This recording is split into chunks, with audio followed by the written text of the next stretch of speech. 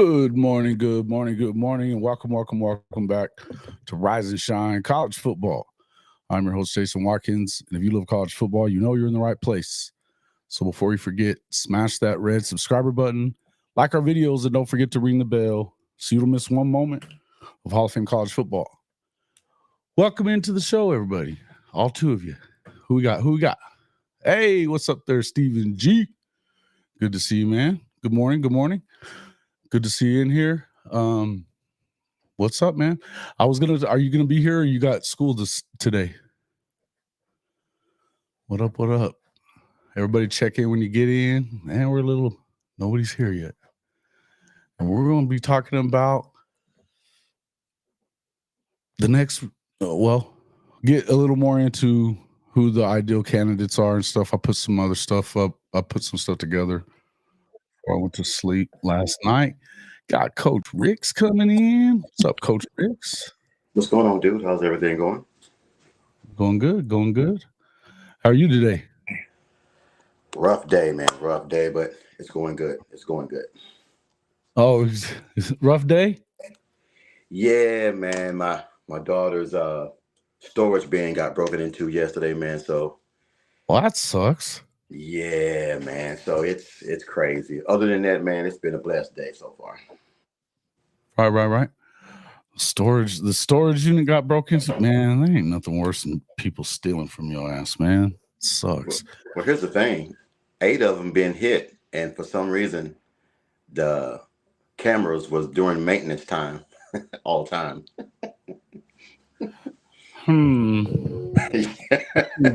Same thing you said, I said. That seems a little fishy. Welcome in, Bishop Frank. See, good to see you. Good to see you. Cookout family, the waffles, eggs, grits, sausage gravy, and apple juice. Woo, watch out now. Man, hold on. I'm getting kind of hungry. Yeah, right. So what's up, man? How's your day? Other than that, you working? You got work today going on? Yeah, work today, but it's basic stuff. I got plenty of time to talk and everything. So it's just holiday time's coming up, so it's pretty slow here. Right. What's up there, Benji? Welcome into the show. Professor canceled class, sadly, after I'd already woke up. That seems about right, Stephen G. They always wait till you're already there. Make sure you get there. Yeah. That's messed up. Jay Fez, what's up? Good morning. So we're going to get into, on this episode, going to who should be the next offensive coordinator for the Oklahoma Sooners. Obviously, with the season that we've seen here with Oklahoma, Coach and I'll talk a little bit about this, but,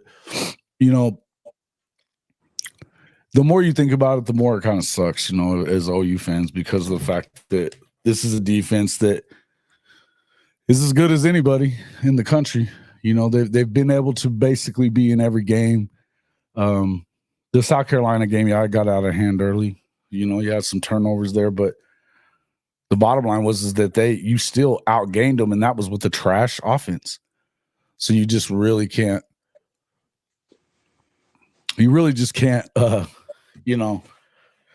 excuse kind of what's been going on. I think that we've talked about it ad nauseum, all the crazy shit that happened, with Seth Luttrell and all that kind of stuff. And I would just say that at this point, it sucks. I think the more that you think about it, more you talk about it. And we had Shawty on here last night with me and Coach, and got to talking about it quite a bit too. And I think it's a shame. The shame of it is that, and maybe a lot of Oklahoma fans don't believe this way, but I'm still of the belief that BV is the guy for you.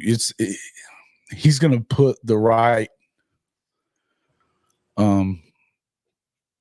the fake punt versus South Carolina. It didn't help. No, it didn't. But you got to, the more you look at everything, when you've been to basically every game for a good amount of the time, even the Texas game, you probably should have taken a pretty good sized lead in that first quarter when you held them to 13 total yards. You didn't. It doesn't really matter. But the point is you haven't had a competent offensive game plan the entire year. Now, I think that the biggest question is what happens next, because if if you get the perception that he really is, Brent Venables really is on the hot seat, does that, I'll ask you what you think, does that make it less attractive to potential coordinators, coach?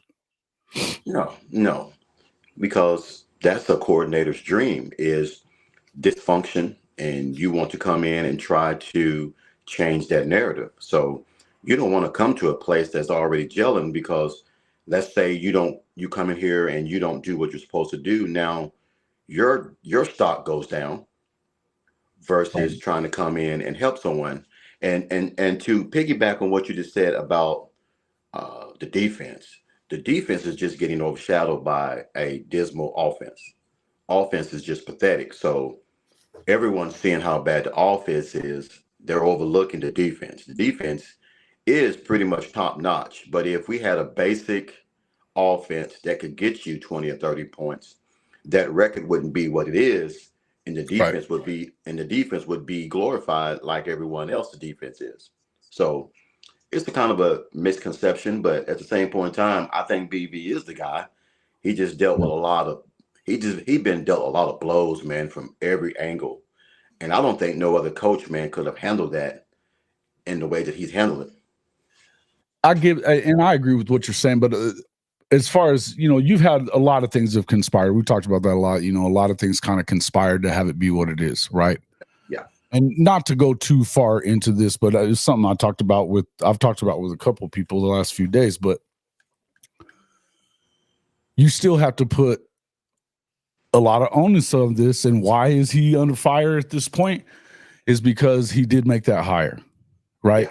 Yeah. If you have a competent game plan at any point, you're probably still, even with the injuries, I think that you're still in a position to be a winning football team this year, right? Not necessarily a playoff team, but if you have a competent offense that isn't ranked in the 110s or 120s in pretty much every category, isn't turning the ball over at the rate that we're turning the ball over at week after week, you're probably in a position to where, you're at least getting 8 or 9 wins,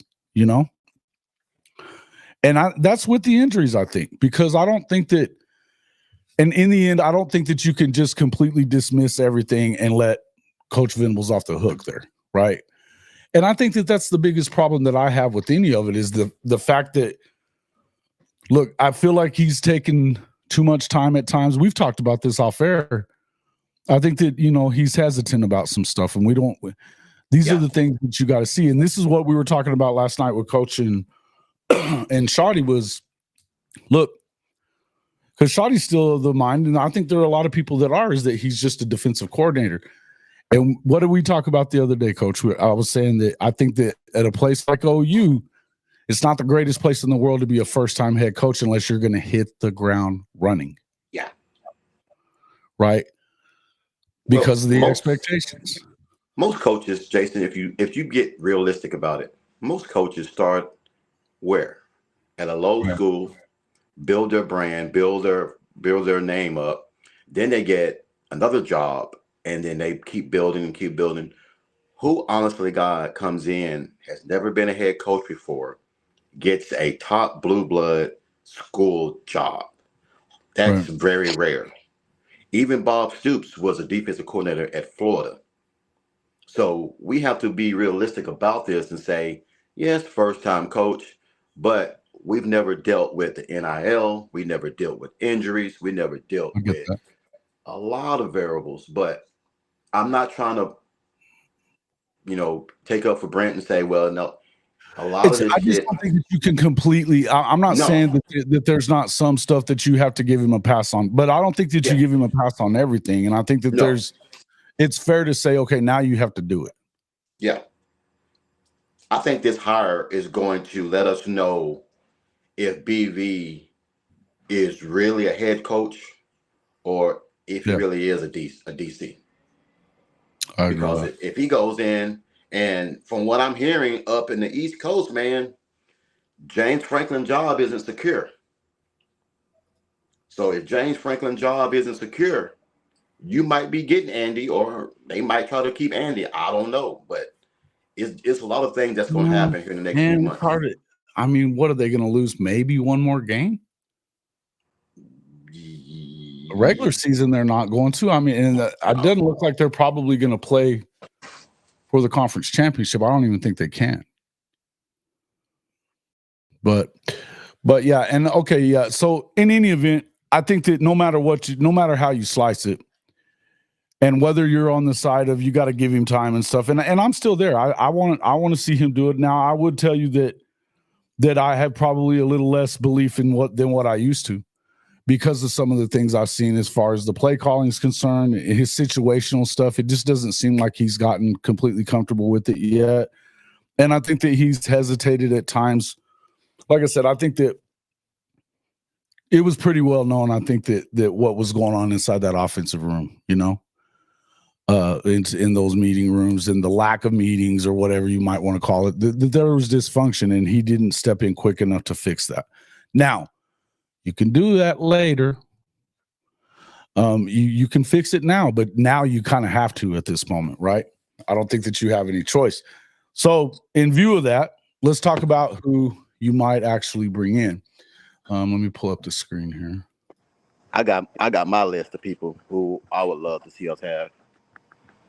Bring it on. Who you got? Who's your first one? All right, hold up. All right, my first one, I would definitely go for Will Stein from Oregon. I would go for him. If we couldn't get him, I would go for Andy. Is it Koltanecki? Koltanecki, yes. I would get him. And here's a shocker. If I couldn't get those two, I would try to go get Charlie Wise Jr. from Ole Miss. You like Wise? I've been pretty impressed with some of his play calling, but do we know if that's him play calling or if that's Lane? I think that supposedly it's kind of a group effort type of deal, but you know how Lane is. He always calls the plays. Then I have Brandon Marion from UNLV. Okay. And then my last one, I have Joe Craddock for Tulane. Okay. So you have Stein, Koltanecki. Okay. Weiss, Jr., Marion, and Craddock. Yeah. Okay. Well, let's talk about a couple of those guys. Obviously, back to the drawing board for I made this graphic here. I think I sent that to you. Obviously, mailing it in is not something that he can do. So, and I think that you need to shoot for the stars here. I think you need to shoot for the stars. My number one is also Will Stein. I think he's the guy. The reason I think that he's the guy, number one, it's Lane's baby. It's always going to be Lane's baby. That's what he does. But I do think that Will Stein, obviously the Oregon Ducks coordinator, currently leads the number 11 total offense in the country, 457.2 yards per game. It's the number 44 scoring offense. And I would tell you that the ranks from 1 to 50, there is not a ton of difference between, the top 20 and the top 50 when it comes to points per game. We're talking, sometimes tenths of a point per game or whatever, as far as your scoring offense is concerned. Obviously, they're number one ranked and unbeaten at Oregon. And look, Dylan Gabriel has looked as good as he's ever looked, and we've even seen him hit some deep balls this year. That's something that he didn't really do as much of at Oklahoma. Now, he's completing a higher percentage of passes than he ever did, 74%. He's got 2,848 yards with 22 touchdowns and just 5 picks so far. He is on pace to surpass his career best totals in yards and touchdowns, assuming that he gets 3 more games instead of just 2, because he would play in the Big Ten championship game. Even if they just win, I think they just have to win one of the next 2 to get in that one, which they're going to win them both. But so it looks like he could do pretty well. Now in 2023, the Ducks were number 2 in total offense in the country, 530 yards a game. Bo Nix finished 3rd in the Heisman race after being number 1 in FBS for passing touchdowns, with 45 of them on the year. He finished number 2 in pass yards at 4,508. He had a completion percentage of 77.4%, which was also number 1 in the country. More than 5% higher than that of second place Carson Beck as far as completion percentage was concerned. And obviously that helped Nix, the former Auburn transfer, who nobody would have expected him to be a first rounder when he was at Auburn. He goes number 12 overall to the Broncos. So really good pedigree there. He's obviously he's worked at Texas. He worked for Jeff Traylor there at UTSA as well. He had become a head coach there for 1 year in high school before they scooped him up at Oregon. So yeah, I think he's the guy. This is the guy that I like to see get the job. I think on top of just bringing himself, your chances are you do get a guy like Rashad Samples to come with him. Obviously, Samples' dad is the head coach at shit. I just forgot the name of the school. Brain fart. Huh? I said you had a brain fart. I did. Somebody put it in there. Come on. Anyway, we know who it's. The high school that's pumping out all the kids right now. Good grief. Rashard Samples. Obviously, if you get Will Stein, you probably get him. Now, you already do have a connection to him. It hasn't worked out really yet so far as that goes with Papa Samples. But I do think that obviously when you get Rashard, you're going to end up getting all of them. That would be a good thing. Duncanville, yes, thank you. Duncanville. Shit. I think it would be great, but it would but I don't know really how much of an opportunity there is. I would tell you this. These guys, these first couple of guys that I'm talking about, I think you got to make these guys block your fucking phone number telling you no over and over again, right? That's not exactly what happened, Stephen G. I don't think it was really because honestly, he took the job at Arizona State before they had ever made that decision. They offered him a lot more money at Arizona State. I don't know exactly what all happened. I don't think he was pissed, though. We'll see kind of what happens. And maybe he does, maybe he doesn't, but I still think that he's the best guy for the job, whether you get Samples with him or not. Right? I think it's better either way. I'm being honest. I don't think we get signed. And see, this is what a lot of people say, Orca. I get what you're saying, and I think that but I'm not buying he's already at a great place. They can pay him all the money, blah, blah, blah, blah, blah, because he's all the way up there in the Pacific Northwest. And just so we understand, everybody leaves Oregon. And Dan Lanning would have left Oregon last year had he actually been offered the job at Alabama, because he wasn't. So let's not get it twisted. Mario Cristobal left there. I mean, they all leave. Chip Kelly had it freaking made. He didn't have to go anywhere, and he did. They all leave. So that's my number one. My next one would be Andy Koltanecki. He's obviously the offensive coordinator at Penn State. Currently leading the number 22 total offense in the country, 444 yards per game. Number 19 scoring offense, 35.7. In college football, obviously the fourth ranked 8-1 Penn State team after leading Lance Leipold's offense at Kansas, and before that Buffalo for a number of years. He has basically been an up-and-comer. They do some amazing things in the running game. He's done very well. I think that the only thing that's really left for Penn State to do is get some better players on the edges, right? Yeah, well, and one other thing that I would say, though, about Stein, since you guys are still talking about him, Benji, I think that if you go after him, you also get a pretty good opportunity of getting Dante Moore, because he went back there, yes, to go to Oregon, but more to go play for Will Stein. So I would just say, you get an opportunity to. And I'm not saying you definitely get him. I'm telling you got to give it a shot. You know?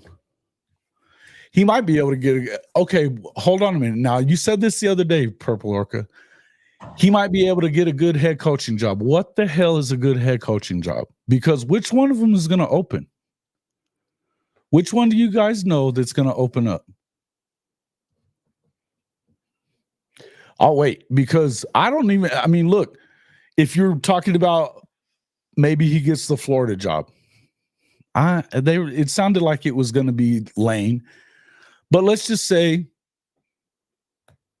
it isn't, right? Let's just say it isn't Lane, and they wanted to go get a guy like Stein. They're not firing him. Here's another news flash. They're not going to get rid of Mike Norvell either. They owe that dude $90 million. Just re-upped him. Arkansas, okay. Sure, maybe Arkansas. So which one is going to open, though, other than that? USC isn't opening because they owe him $90 million. That's not happening yet.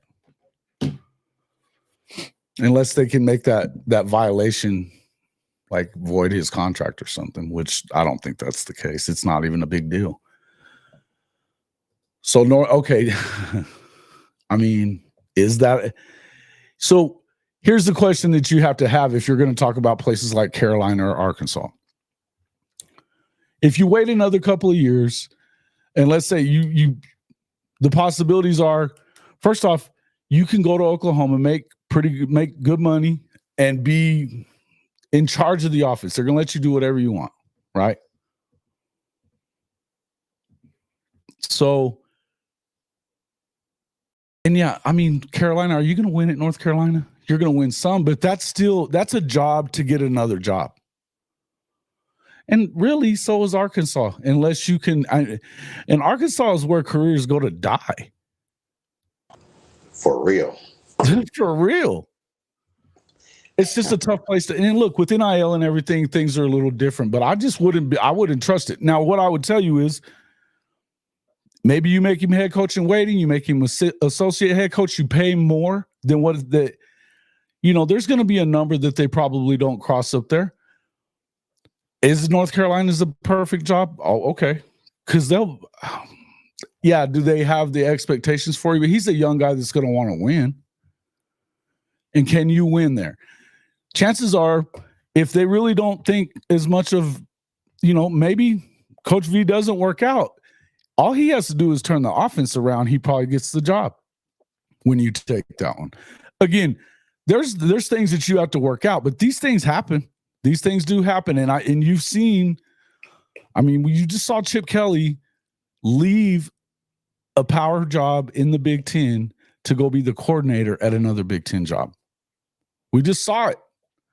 So it's not like it's out of the realm of possibility, and that's where I'm kind of headed with next. I do believe that Koltanecki's in a good position where he's at money-wise. I don't know that they would make him the head coach there, even if they did fire Franklin, which I do not think is going to happen just because of the fact that they owe him a bunch of money. We've seen Andy on 3 was talking about it the other day, that all these jobs are going to be coordinator jobs. That's what they're going to have to go do. So now you're also having to – Florida State would be the other one that you have to, work at.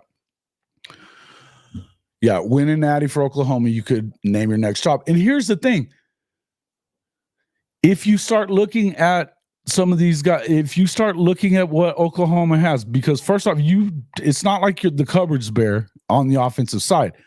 You were injured a lot this year, and you had, especially with the receivers, and then you're definitely going to have to. But a guy like him, he's going to be able to get a quarterback. He's going to be able to get a quarterback. He might even bring the one with him. Just never know, right? Yes, but you would still have a shot at a blue blood from OU as well if you were the coordinator there, is the point I'm trying to make. All I'm saying is there's an argument to be made for it as well. Same with Koltanecki, as I said. He's been nominated for the Broyles Award multiple times. Their offense was explosive at Kansas, man. I mean, they turned that thing around quickly, and we saw, obviously, they had a nice turnaround and beat Iowa State this past weekend, but, man, compared to what they were, and even with Jalen Daniels healthy this year, they have not been very good, and I think that has a lot to do with Koltanecki not being there. There was interest there last year. I think that there was some discussion. I don't know how far it got, but I know obviously, they went on and settled on Seth and Joe John, which we know was a bad mistake. I think that there's a possibility they could be talking to him. And I think that this probably, if we're talking about the two biggest guys on the list, he's probably the one that you expect would be the most opportune to get, right? It is what it is. There's definitely a lot of alumni issues at UCLA, but it's still a Power 5 job. And if the expectations aren't super high, it is what it is. I think there's other reasons why Chip left UCLA also. The point I'm trying to make is we've seen it happen, right? Marshall Jenkins says former NFL guys for OU. I'm not in love with that idea. It depends on who it is. But then you're right back to doing the same thing. I mean, they have no coaching experience. So how are you going to make the program better by just adding some NFL guys? Yeah, NFL coordinators are tough because they don't recruit. They're in the NFL because they don't want to recruit. They don't like to recruit. Yeah. They just want to coach. And the truth is, when you're an NFL coach, you don't spend the amount of time that you do as a college coach. It's just crazy. Luke Fickle, that'd be more of a head coach, right? Because he was a defensive guy more than anything, and he basically Phil Longo runs his offense now. Mac Leftwich, yeah, I'll get into a little bit of that where I feel like with Mac, and I like Mac, but my next one would be, if we're just sticking with coordinators, I am in the boat with Joe Craddock. I like him. I don't know if this is necessarily the order. He's a quarterback coach, yes. Yeah. Kill two birds with one stone. Yeah, and if you get this guy, you probably get Mensah as well. Darian Mensah, the quarterback there at Tulane. This is the guy that leads the number 26 total offense in the country, 442 yards per game. The number 4 scoring offense at 41 points a game. 25th ranked Green Wave. Look, Darian Mensah was a third stringer. He saw something in him that he could use. Obviously, even whether or not Mensah comes, the fact that he's worked with him and him being more that dual threat guy, he's put him in a system that's going to work very well for him. I think that if you are able to find a way to keep Michael Hawkins, this might be the guy for you, right? It might be the guy for, and again, he's a quarterback coach, so that's important part of it as well. He's completed 65% of his throws. This is a first-year starter that was a third stringer coming into camp. He's got 2,000 yards with 16 touchdowns. I know he's added at least, I want to say it's another 500 or 600 yards on the ground as far as being a running quarterback as well.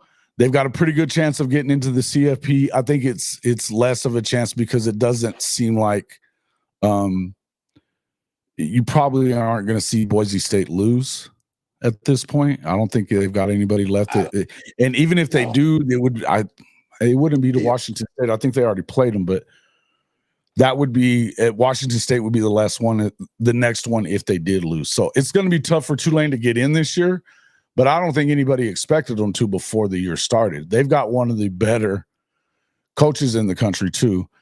I don't know why I thought before that that their head coach was an offensive guy. He's not. He's actually a defensive guy, but he's a great candidate for a head coaching job as well, though, if it was going to come to that. Hey, Jason. Yeah. Before you move on to the next one, did you hear what Craddock said about Bill when they played him early on in the season? About Bill Beanbo? Yeah. What did he say? He thinks the world of Bill Beanbo. He's in the way that they scheme and how he gets players. Yeah. He said he wished he had a few of those animals on the other side. Yeah. So trust me, if he comes here, he's keeping B. Here's the other thing you got to think about. He was the youngest coordinator, offensive coordinator in college football when they went to SMU, him and Chad Morris. Then they ended up with the Arkansas job. and he was a Broyles Award guy, and was the youngest coordinator in the Southeastern Conference also. So this is a guy that's already been in the SEC. Now, again, Arkansas being one of those places that, sometimes that goes to die, right? You don't get the players the way that you need to compete in the SEC. Right. Oklahoma gets them. Right.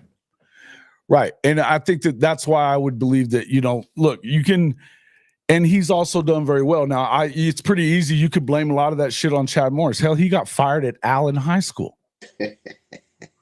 So, you can call it what you want. He went and I believe he was a tight ends coach at UAB before he ended up with those guys at Troy, and then now, of course, at Tulane. They're doing a great job. He's led one of the top offenses in the country basically every year as a coordinator. So he's doing a great job. I think that you probably a good guy to get there. Now, the GJ Kinney job. Now, listen, I know that this one is one of those ones. This is where I'm kind of going off on my own little deal. The Leftwich deal kind of pops in with this. You definitely get both of them if you get GJ Kinney. Now, yes, I know that he is definitely Kinney is definitely a guy who is going to be drawing some interest. I know Arkansas they've talked about him.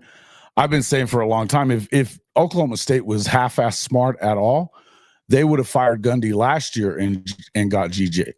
It's the craziest shit ever. And you're talking about, I know there's been talks about him, but they beat Baylor last year, so I could definitely see that happening. But is it better to get the head coaching job at Baylor? Is it better to be maybe head coach in waiting at Oklahoma and be the offensive coordinator and basically have control of that side of the football? This is the way you got to look at it, Jason. How many games has Baylor been on TV? How many ball games have you seen from Baylor? And then how many have you seen from Oklahoma? It's a no-brainer. Yeah, listen, I mean, and we've been talking about enough about this Baylor shit for the last couple of nights, but, Art Briles did what he did there. They won. Art's one of the best offensive minds there is. So I can see why they would go back that way. But the truth is, I just think that you have a better opportunity of moving up. Right now, if you're still having to look at, okay, I got to go to the Big 12 to get to the SEC or whatever from here, or then you might as well go to the SEC as a coordinator and get an SEC job after that. Just my opinion. And I just think it's something, I think you could make the move. This is a guy who, last year, they're the number 23 total offense in the country right now. They're averaging 444 yards per game. This is the coach, obviously, that is responsible for Cam Ward at, being what he was there. They killed it at Incarnate Word, absolutely killed it. They ended up with the number 2 seed in the FCS playoffs. They didn't win it, but they were pretty close. Got the semis, went 12-2. This was in his first year. They averaged 51.5 points and 581 yards a game that year. Unbelievable, right? This is a guy that knows offense. He's not that far removed from playing in the NFL a little bit. So, I mean, this is a guy that he's one of my favorite coaches out there, period. End of story. I'd have him at any time. But I'm just saying, I think that's a move that another one of these guys that you need to go make a push for it. And because right now, I think that some of it will be competitive. Look, Florida State's looking for both of theirs now. They need both coordinators. And they're not going to fire their coach, because the head coach, because they just re-upped him, Norvell. Would Craddock bring in what'd you say? Who would Craddock bring in at running back coach? That we're assuming that they're going to fire the one we got. That's a good assumption. I did see something about that from Stoy. It sounds like that may be. Yeah, I think that, yes, Kenny has way more to gain than lose as OC at Oklahoma. I agree. And And look, I understand that not everybody loves not everybody's in love with the Craddock thing. I happen to like him. I like their offense. I was impressed with it.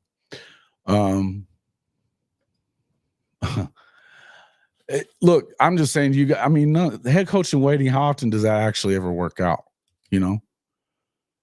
That's just, but if you make him assistant head coach, pay him the right amount of money, and here's the thing, you got Brent Venables' defense you're going to win a lot of football games, and chances are you can win a natty.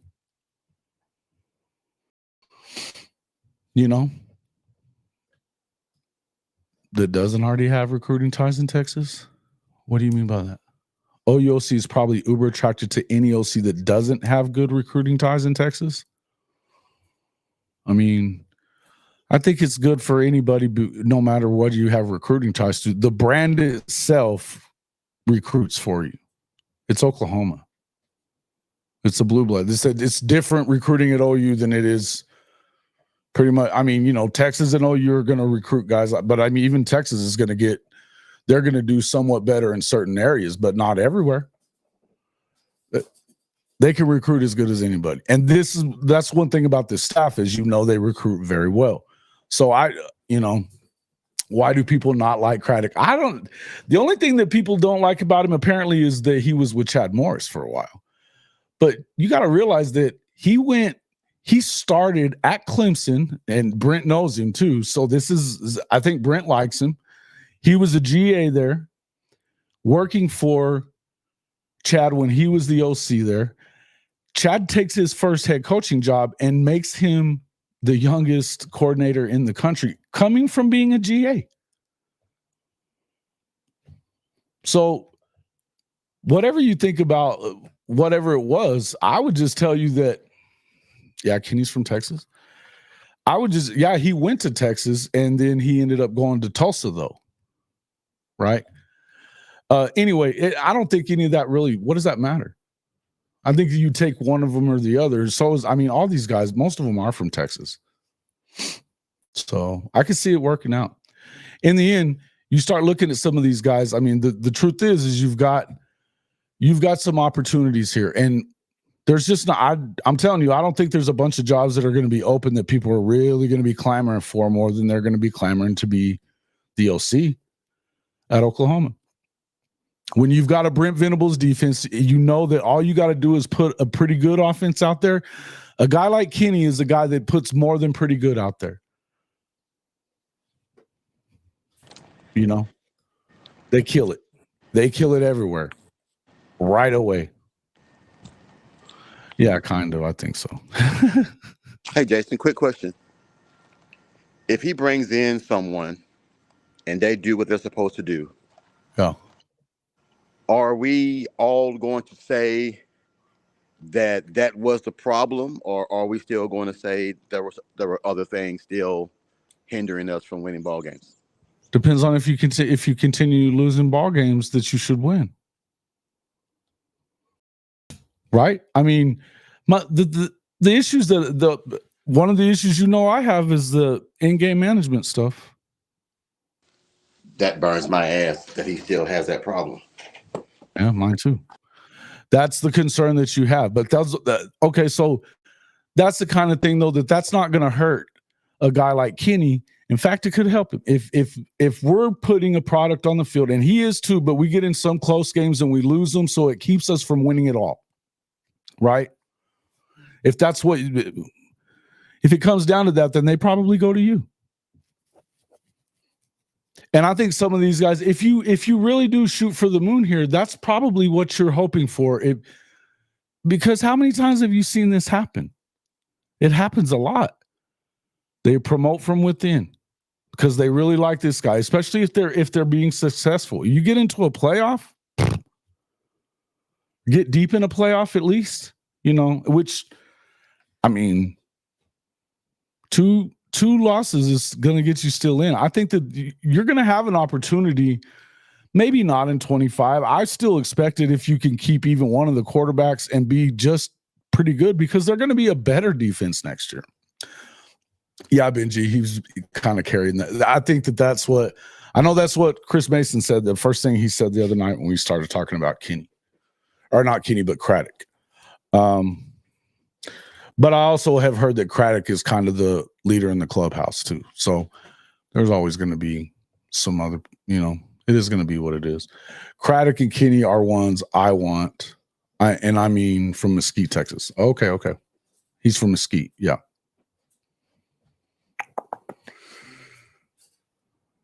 Yeah, all these guys are going to, yeah. You definitely want somebody that recruits the area, or if, maybe you'd be looking at a guy that's from more further into the SEC area or whatever. But it is what it is. What's up there, Drewski? Good to see you, my guy. Purple Orca. Let's see who else has popped in here. Our Moosehead. Goated. Let's see who else we got. Miguel, what's up, man? Good to see everybody in here. All right. So let's see the next one. Brendan Marion. This is my least favorite one. And I actually like him. I think he's a hell of a coach. But he's moved around a lot. Although this is his second year, he did hang around at UNLV. There was that flap, whatever was going on with that quarterback that left. Apparently, he was right in the middle of that. I don't know what I think about that. I would want to know more.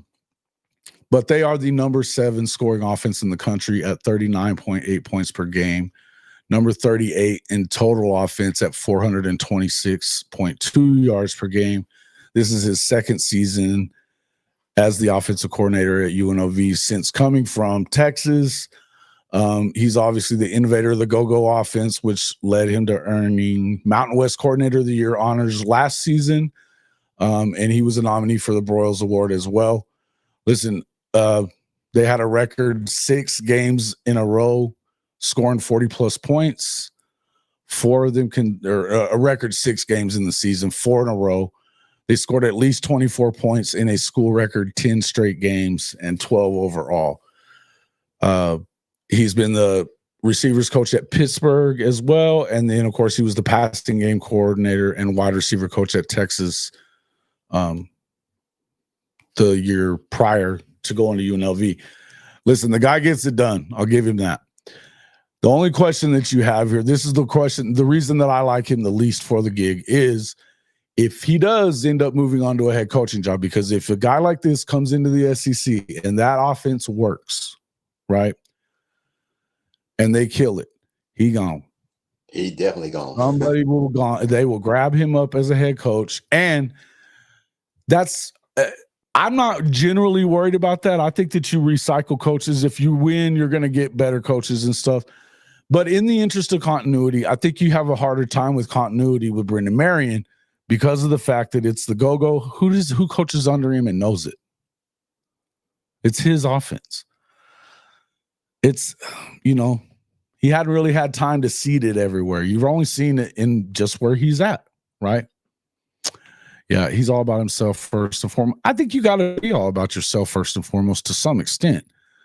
And he's doing a great job. I think he's a hell of an offensive mind. The point is that how many guys know him?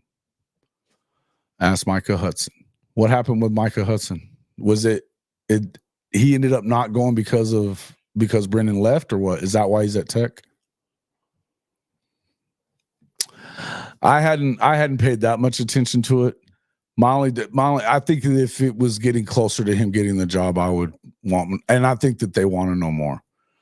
I think it's awesome though. I think that the offense is fucking cool, man. There's no two ways around it.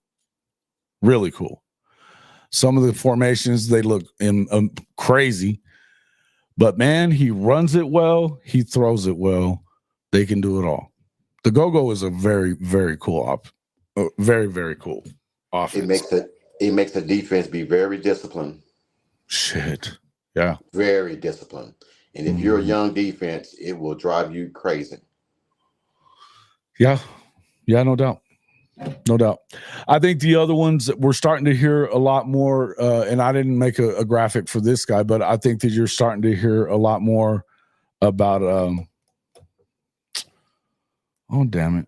the former Florida head coach. Don't say Mullins. Yeah, Mullen. Oh shit. Here's what I would say about Mullen, though. The guy's going to run a good offense, and he's good with quarterbacks. Now, he doesn't recruit great, but I don't think you really have to. You wouldn't have to worry about them getting it done, though. They're going to get stuff done, calling plays, huh? He can call plays. I mean, I'll give him that in the SEC. He can call plays. Right. He can. Hey, yeah, he won it. Who the hell else wins at Mississippi State? For real. For real. So, I mean, he's not my favorite either in this deal. He's a little weird, but hey, why not? It is what it is, right? What's up there, Sooner Legend? Marion Felt Hudson should be calling him and staying in touch with him if he wanted to wear a Texas uniform. I didn't believe it, but his wide receiver class when he was here, maybe. Okay. But isn't he the one that got Jonte to go to Texas? Jonte Cook? I thought I'd heard that. But now Jonte's not there anymore, so I get it. But wouldn't mesh well with BV. I don't know that he would, but apparently there's been more. You think he'd throw his weight around? I don't think that. Well, but I don't know that BV would care about him throwing his weight around because he's not going to throw his weight around with his defense. He's not going to mess with his offense. He wouldn't mess with his defense. I don't know that it would be a terrible. I don't know that it's a great fit. I don't know that it's a terrible fit. Well, you got to look at it like this. He got fired at his last job, so he has a lot to come here and prove. So yeah, man, he's also got a pretty good paying television job that he don't have to care. Yeah. Well, let's I think if he decided to take the job, I think it's a good thing for him to do it.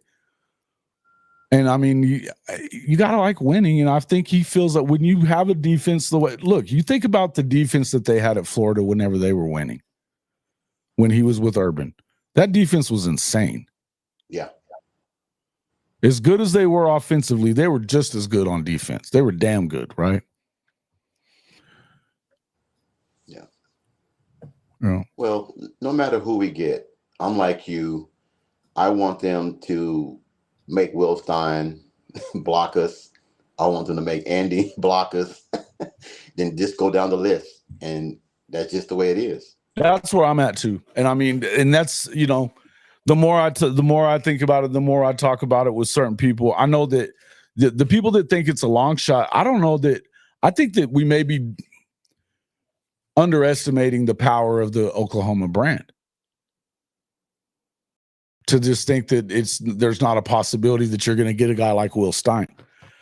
I mean, you offer him enough to make it to where he has to really think long and hard. And it gets to a point where it's not just about money too. The money, I mean, they can afford to pay him what they can pay him at Oregon. And I'll tell you this about Oregon as well. If you really want to talk about it, the guy that they had at OC before Stein, was really considered the best guy out there at that moment for coordinators. And they didn't really try to keep him from going to Arizona State. They didn't. So, it was a head coaching job. I get it. But I would just say, I think that was the last one. That's it. But I would just tell you that, like I said, I think that there's other guys that are being talked about a little bit. Obviously, the Washington State coordinator. They've been really good this year. They've been playing a Mountain West schedule, but they've been good. He also was, I guess you could say, he was also in on the Cam Ward.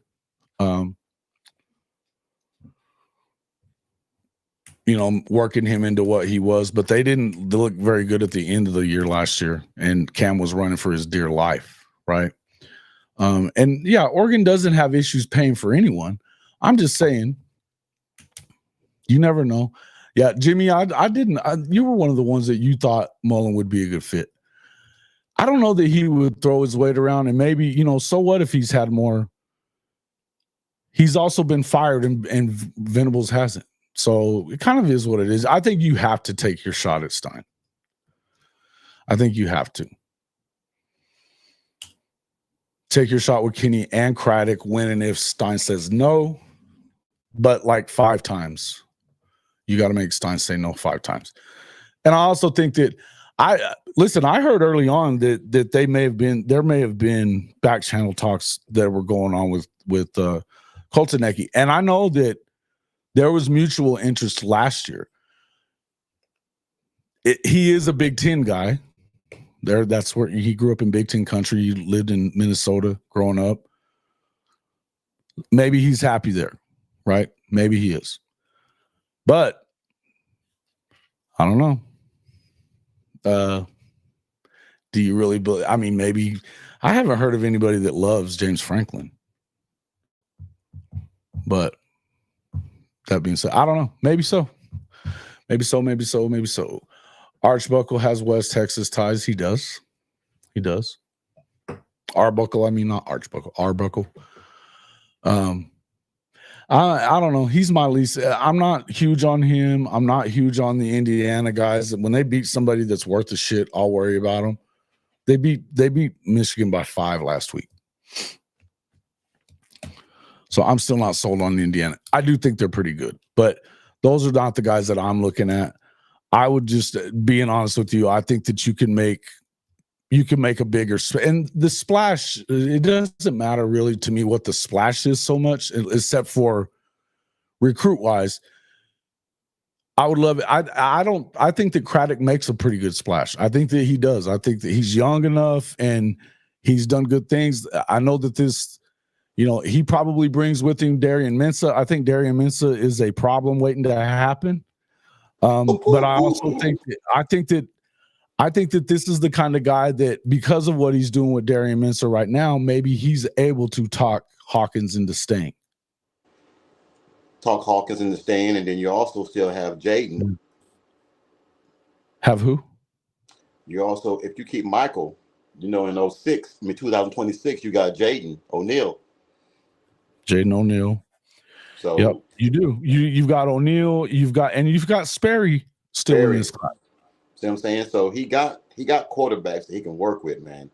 So now it's not an ideal situation. I would rather see them bring Hawkins back. I don't know if that's doable. This is the issue that you end up having with Coach Venables, though, is that was fumbled very badly. You made it. I mean, overall, that whole situation made Oklahoma look incompetent with quarterbacks, and this is QBU we're talking about. Yep. 1 year. That's a concern for me. I like Craddock. I think that my number one is definitely, I don't think I've made this a secret. My number one is Will Stein. If he tells you no enough times that you have to move on, then go move on. But I think that I feel like if they're going to get Koltanecki, they probably already have him. Okay, they probably already have him. If he tells you no, I think after that, if you don't have Koltanecki, then I think it's Craddock after that. That's unless you could pull off the GJ Kinney. Here's the deal. I might even take Kinney over Stein. Because he's going to bring his coordinator with him to be the quarterback coach. He could be the quarterback coach too, though. He was a damn NFL quarterback. I think Kinney he's my favorite, probably out of all of them. If it worked itself out. Now, him already being a head coach, I don't know that it does, right? Because I do think that there's some teams in play, Power 5 or Power 2, Power 4 conference teams that could get him. I don't know that. Yeah, I guess you probably take Arkansas, except as I said, I just don't think it's a great program to go to. I just don't. Now, could he be the one that I think young guy, he recruits really well. He does really well with quarterbacks. Yeah, maybe. Maybe he could flip it there. Yeah, I like Darian Manson, and this I'll give it to you. This is part of the reason I do love their offense. If you go watch what they did, watch the Kansas State game. He was great in that game. Now he did throw an interception at the end of the game, but he's a redshirt freshman, by the way. Had a great game. Yeah, yeah. I think you have to. Where would you go first? Who's your number one guy though, Coach? I mean, I'm like you, man. I want Will Stein to say no, and then Andy, and after Andy, man, I'll say Joe Craddock. Those are my three I would go for first. Right. Do you like the idea of really, really making a push at Kenny though? If you can get the 2-for-1 coupon, yeah. Yeah. If you can get the 2-for-1, which most likely that happens, whenever. Well, yeah, his crew is coming with him, and that's the thing is that you got to give in order to get a guy like that, you got to let him hire the whole staff. Now, again, I like hearing that, what you were talking about with Big Bill, and the thing is like, their head coach they were freaking out about how good the defense was, and he was another one of those that was talking about how really good that defense was. Yes. So you can come and play on the other side of that. Come on, man. Mm-hmm. Come on. Yep. It only makes sense. It only makes sense to make it happen. Brandon says throw bags at Stein and Craddock. Let's see. If we're being realistic, Jason, who think says Craddock, that? Go ahead. Kenneth Nichols says we need to try to get UCLA offensive coordinator Eric Bieniemy, that used to be the Chiefs offensive coordinator. He never called plays for the Chiefs. No. Andy Reid calls it. I had to go do my homework because I was saying the same thing about Eric Bieniemy, and come to find out, Andy was calling plays. And he didn't do very well. He only got a year at Washington. I wouldn't say that they're just doing a power game right now at UCLA is the only way they're staying in games. They don't really have the players, but he's not at the home run. He's not a home run hire. And because you're not sure about him, I'm not saying that he won't be good. I just don't know that he will. And I don't think that BV can afford that. If they don't immediately get very, very good, you're going to be in deep shit. If you're Brent Venables, you got to win at least 8 next year, probably, to keep your job. So that's, I don't necessarily hate. I like that. I'm glad that you brought his name into there because we could talk about him and stuff like that. I like that, but I just don't really. I see that as less likely, probably less likely. Make me OC. Legend says I'll run it off the left ass cheek all day. If you do that, I want my copyright. I want my copyright. Speaking of the old left ass cheek. That's a trip, man. All right. Let's see. Who else we got? Who else? Give us. Are you guys giving me them here? Who you got? You got Art Sparkle has West Texas ties. So I know. Okay, so Jimmy said he wants Shanahan. Yeah, Steinmullen or Shanahan. Shanahan obviously is not the office. He's the coordinator. I think he calls the plays, but I'm not positive that he does. And I know he's not the quarterback coach. So you got to get one with that. I don't know that I believe in him. And he's not from the Mike Shanahan family. So now if it was Kyle Shanahan, he's a Texas guy, but I would say yeah. But that's all right. I like him. But again, I'm just not sure. Casey Woods is another good one. That'll piss JJ right off talking about him. Isn't that the guy that's at Pitt, Casey Woods? I think so. Nobody does win at Indiana. That's true, Chris. That's true, Scott. Yeah, okay. Yeah, but JMU was very good. And look, nobody wins at Indiana. But if you're not playing the good teams in the Big Ten, which they haven't, it's the Big Ten. The Big Ten ain't that good. I'm sorry, it's not. Sooner Legend says Stein, Coltonicki, or Craddock. But I do agree with what you're saying. I mean, I get it as far as, you know, I don't know, man. I don't know. Here's the one thing you got to remember, too. To win it at one of these schools that nobody expects you to win at isn't exactly the same as having to go and win at Oklahoma because where there's high pressure. There's okay, so let me ask you this. Which one of you folks would want Mark Stoops to come be head coach?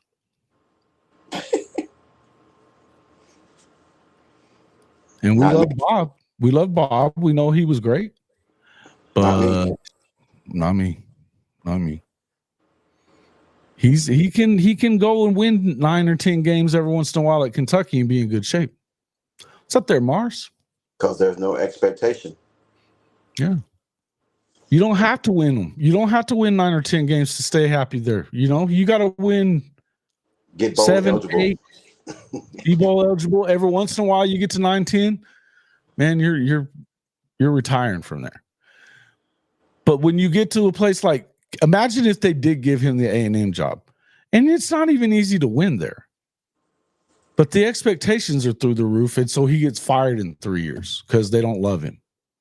They wanted to fire him. In fact, they fired him day one, apparently, because they had hired him. But I heard about that. Can Coach Rick's name be put in the hat? We'd finally know what's going on more. Yeah. No. You don't want the job? I'd take it for a year. No, I wouldn't. I just want one game. All that, huh? I just want one game to call. That's it. Calling a game for calling plays for a game. Yeah, it'd be fun. It'd be fun. Just lets me know if I can do it at the next level. That's all. I understand it and stuff. I mean, I think just the way that I've watched enough film and understand why you call plays the way you call them and stuff, right? But Jay Moore says, I love option football. Give me the guy from UNLV. Okay. Jason, what you just said, you just said that you watch footage and you can see why certain plays are being called. Mm-hmm. If you can do that, someone who's never called offensive plays, why isn't the staff that's calling plays for OU, why can't they? Well, I did have I had a kid team at one point that I called all the plays, but that's not exactly the same, but it is. I mean, you still do it the same. It's still X's and O's. I'm not saying that means I could do it at Oklahoma. I'm just saying that I understand it. And why does it? I don't know why people, but you know as well as anybody, it's a feel thing. You have to feel for it, and you have to be absolutely humbled to know that if something isn't working, you don't freaking stay with it. You do something else. You always got to have a backup to a backup to a backup. Mars was a college athlete. You played football, right, Mars? I'm trying to remember. I know he played Division I sports. I'm just trying to remember which one. Was it baseball or football? Anyway, look, I think that some guys they'd come natural to them. You know what I mean? I think that I coach family. I'm coming from a family of coaches. So I get it. You know what I mean? Like I understand a lot of it, but I think that some people it's not as. He's making junk work at UCLA with our players. Possibly, Jay, you're talking. Oh, so, well,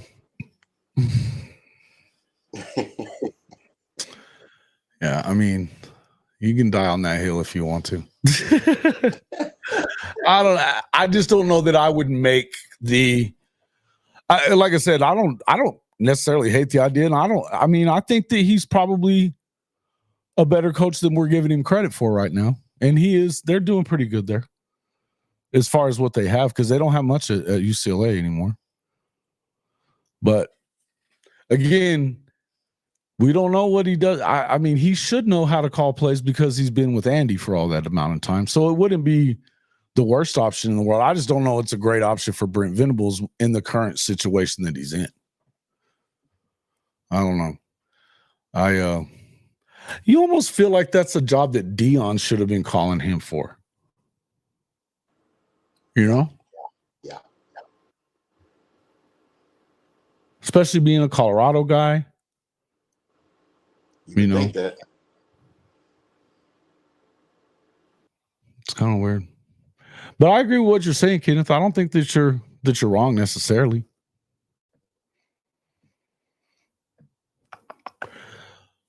Well, but yeah, I don't know about the quarterback part because I know him and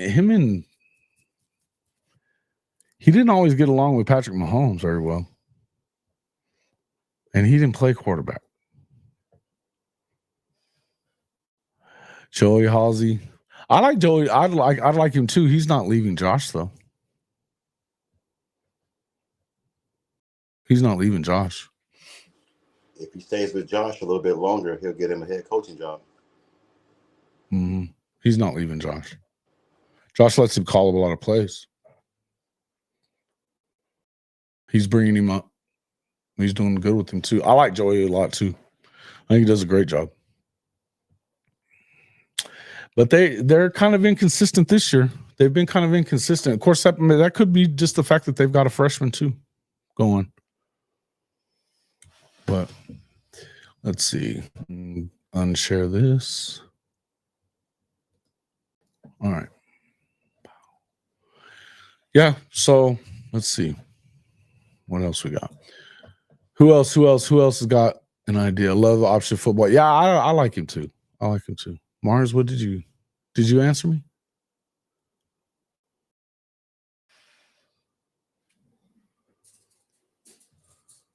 Huh. All right. So my top picks of obviously, as I said, I think I mean it's going to be. It would either be. I'd make a real big push at Kenny too. I definitely would, and he would probably be the guy that I would push at the hardest at first. But aside from Will Stein, I think Will Stein is a home run, no matter what. And I think that the chances are you get Dante Moore with Will Stein, that's a home run. The chances are you get Rashad Samples with him, that's a home run. Yeah, I like the idea. So I think for all those things, you try to do that. But I think that as far as like who's the best coach out of them, I don't know that it's not G.J. Kenny. Matt Wells. Okay, I knew this one was going to come up, and I'm glad. Kevin Wilson. Oh, we're going to go back there, are we, William? Kevin Wilson. I don't know that him and BV get along very good, from what I heard. But I don't hate the idea. I think it's going backwards a little bit. But here's one that I am interested in. Matt Wells, coach. Are you with me? Yeah. Now, this one's interesting because you should have just done that. You should have done that last year. My concern with this one, they feel like he mailed it in last year, right? Yes. Does it, if you go get Matt Wells, is that a mail in for you? I think so.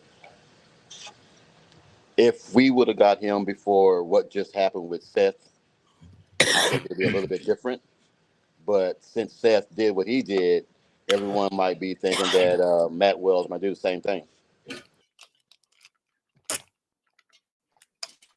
We just saw what Matt Wells did with a brand new quarterback. They've been really good.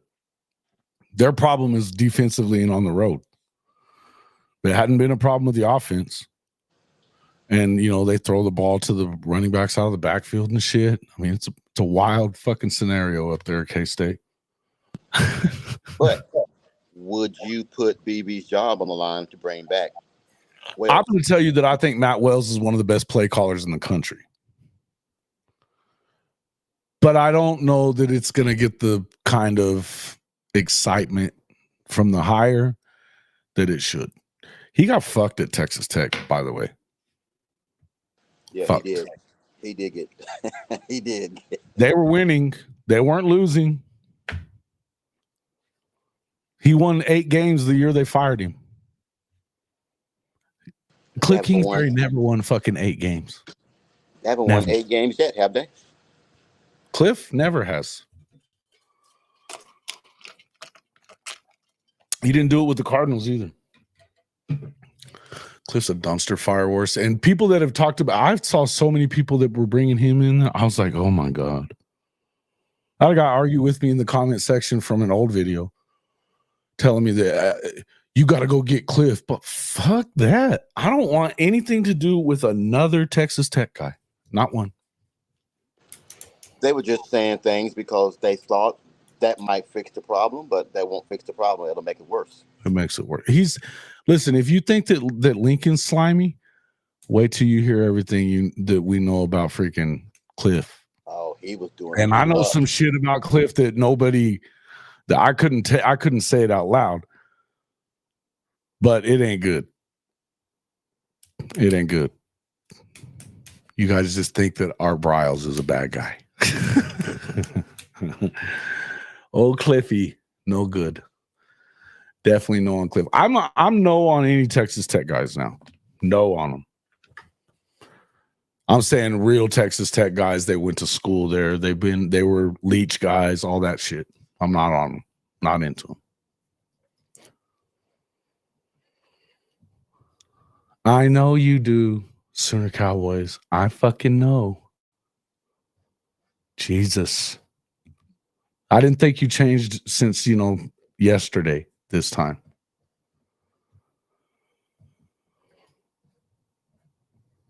Just watch UAB and K-State highlights from Tulane. I'm all in on Craddock if he brings Mensa. Yeah, I don't think that this is about letting J.A. walk at this point there, Drewski. He's gone. I don't think J.A. is gone. He's been gone. He's been gone. He can't stay here. He cannot stay here. He's going to. Somebody said last night, and I think it was Duke Silverson. He was saying that he knows his quarterback coach, his off-season quarterback coach. He's going to Ole Miss, so that's a done deal. From Duncanville, who? What about it? Well, Sample's dad is the coach at Duncanville. I know Hawk might be gone too. I think he is gone probably. Maybe though. I think that a guy like Craddock could probably talk him into staying. A guy like, listen, Stein, Stein can. Okay. Got it. Drewski. One of the very few that likes Willie Korn. Young guy who's been very successful. He's been pretty good. Yeah. Coastal and Liberty. Listen, man, he's won. He's a winner. And you get Caden Salter, too. You like Caden Salter, though? I like Caden okay. He's actually not bad. No Graham Harrell. Fuck him. He's a Texas Tech guy, Ben. G. Would you want him? Mauser at Iowa State. I don't hate him. I don't hate him. They've done pretty well, man. I mean, they run the football well. They throw the football well. He's pretty good with quarterbacks. That's a pretty underrated toss out there, Goated. Pretty underrated. I like it. The Graham Harrell, I should kick you out, Benji. I just talked about it. And he just got fired from fucking Purdue. Why do we want him?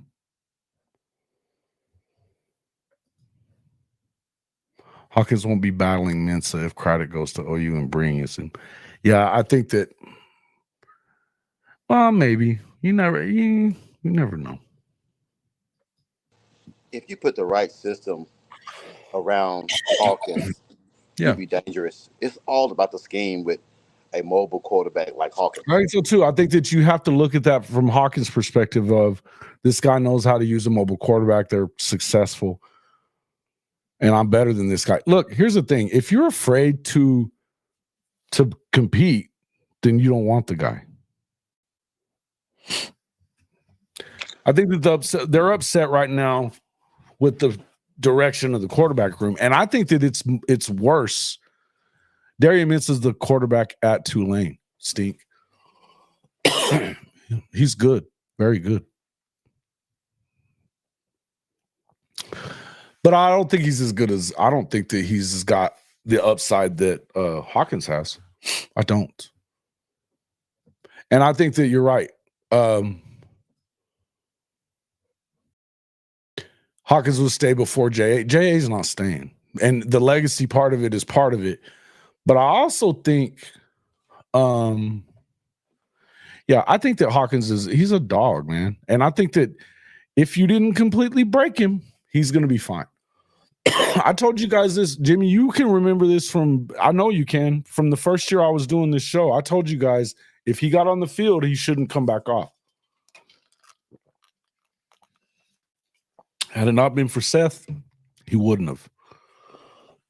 Because the difference in him from going into the Tennessee game, think about that. He's layering balls in there, up over one defender, out in front of the other one. He's making big time, stepping up in the pocket and making throws over the middle. You know, hell, we haven't seen Pet since. I don't know what the hell that's about either, but Pet away, you know. And look, I mean, we just get to talking about some of this stuff, and damn, I'm getting a cough for something in my throat. But let's talk about this a little bit. If you think, maybe he's gonna, and he will. This is his first year, and he's been with Schmitty, man. Honestly, though, we say that, and it looks like that underneath the pads. Have you seen him on that video that they put out on Twitter? He ain't that little. He's a big dude, and you know, like I said, he's a superior talent, man. He's more talented than Jackson is.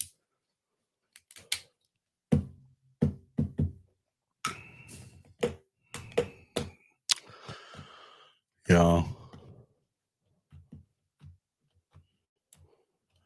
Yeah, I don't know what I think that when you started juggling the quarterbacks like that and just going back and forth, I said it before, I didn't like the idea of it. I didn't think it was a good idea that if they went back to Jackson, that I still believe that you were going to lose Jackson anyway. And I don't think it has a damn thing to do with Missouri last week. Nothing. Now, I think that now everybody knows because of Missouri last week that he still hasn't gotten over his issues. But he needed to be, okay. Now Benji, I don't necessarily agree with you. I think that at that moment he needed to, but I think if you go back to him the next week, all is forgotten. Because that you fired Luttrell that week. Luttrell is the common denominator of this issue. Because I don't remember Jackson looking like he was scared to death of everything either until after he spent all that time with Luttrell. Where the fuck have we been hiding? Or why have they been hiding X-Rob? 8 yards of freaking pop last week. He was killing it. Running with patience, running with power. Guys. Hey, Jason. Yeah. Here's the game plan. I mean, that would be stirred. Here's the game plan. If you have Michael Hawkins in that game with Xavier Robertson, there is no match for that because you got to put 8 or 9 in the box to try and stop him. With a mobile quarterback, you roll him out on play action. You can do whatever you want to do. So it's all about scheme. I mean, it's not that the defense got a hold of tape on Michael Hawkins. Our play caller can't call shit. That's what it is. So it ain't nothing but defensive tape. I would love to have a mobile quarterback that can do multiple things, but when you handicap him, nothing that you can do about that. Yeah. Yeah. The concern, I mean, Benji, I see what you're saying, but he didn't look good in the, well, you think about it, he didn't barely miss, he just barely missed JJ Hester on that first deep ball, and they never went back to it. And to answer that question, Benji, we don't know how many times they throw some of these plays in practice. They might just throw this stuff out in ball games, and if there's no timing, you making up plays for some damn reason. X and Tatum will be deadly next year. Satterfield says, I agree. And Torrey Blaylock, too, unless he doesn't come because of DeMarco. But I don't, from what I understand, what it seems like Trap House was talking about that day, because he knows his dad, that it wasn't really about DeMarco as much as it was about just loving Oklahoma and Venables and the whole, all of it. They love the Soul Mission. I need to double check that to make sure I got it completely right. But I know that Trap was talking about it, that it wasn't just about DeMarco. Because he was like, man, you're going to have him coming into this packed room? And he was like, yeah, he doesn't care. He loves it. We love Oklahoma. We're happy with it. And we saw why he don't care. Bro. Yeah, that's for sure. You're at the pop. Bro, and think about it, we're talking Torrey Blaylock now. Oh. Torrey Blaylock is a bad dude, man. A bad dude. And I think people just assume that Blaylock leaves if DeMarco's gone. I don't necessarily think so. Especially if you go get a guy like, if you're bringing in Stein and say Samples, shit, he's already out recruiting him all the time. And here's the other thing. We got Tashard Choice down there at freaking Texas. He's an Oklahoma guy. And he's kicking his ass every year. Really, aside from X-Rob, and I mean, we haven't gotten to see what's up with Caleb Hicks. I don't know why he doesn't play. He looks the part. DeMarco just living off his legacy at Oklahoma. Hicks is for sure gone. Yeah, I know. Well, I mean, can you blame him? He never gave him a shot. We haven't seen shit. He never gave Megwa a shot, really. Megwa was hurt a lot, but why not? I mean, that's a big dude. So Stein, Koltanecki, Craddock, or Kinney / Leftwich are the top choices for Zias. Okay. Like it. That's not bad. Those are my guys. Mm-hmm. Only want a 2 running back system. Oh, you mean like 22 personnel? Pro style and shit? Old school? If you run 22 personnel with 2 you running backs, realize you gotta have fucking a bunch of maulers. 8 or 9 running backs. Gotta have maulers, man. But the thing is that I think that the depth is building on the O line, but they're not where they can just line up and be fucking Georgia right now. Right? Duke, what's up, dog? You think it's Craddock?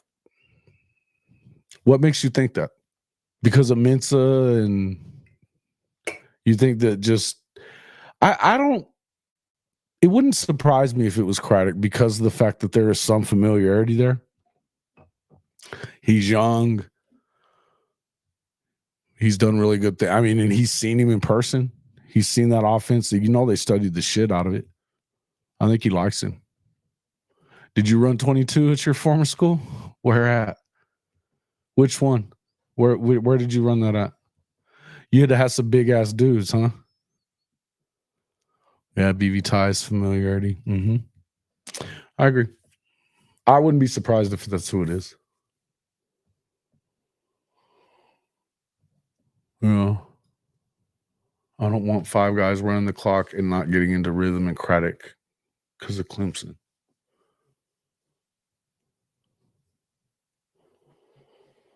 You don't want Craddock because of Clemson? I don't understand what you're saying. Fuck the wing T. You're crazy, Benji. No way. Tascosa. Amarillo Tascosa. I remember I have one of the coaches that was here in Hobbs whenever I got here, Russ Gilmore, was the basketball coach at Tascosa for a long time. Yep.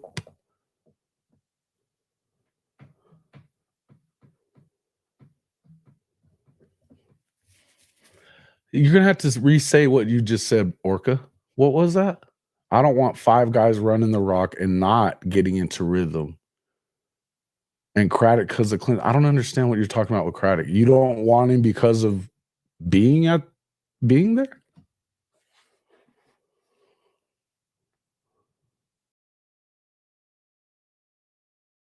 Is that what you're saying? I don't get it. Have you seen what he's doing now? Because Clemson's a long time ago. What about Damo? I think that there seems to be some kind of momentum going there. I don't know how much it is. I've heard of momentum with a few different guys. Craddock being one of them. I've heard that with Mullen a little bit. I heard Koltanecki early, but I don't know. I don't know. You almost feel like the ones that you're not hearing about may be the one though, and you haven't heard shit about Kenny. Kenny, you hadn't heard shit about Stein. Exactly. It's always in a lot of times it's those dudes that you just don't think about.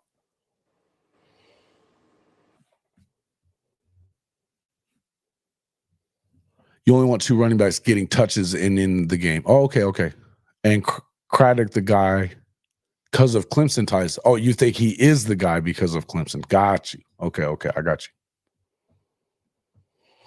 Gotcha. You want a 2 running back rotation? I don't have a problem with that. That's what we ran when we had Samaje Perine and Joe Mixon. You've heard nothing about Wells. Well, Benji or PG was talking about Wells yesterday. I didn't watch it, but I saw something about it. I wouldn't be that surprised if it was Wells. But I'll ask you guys the same thing I just asked Coach earlier. Do you think that that's lazy? Would you be one of the ones that's like, that's a lazy hire?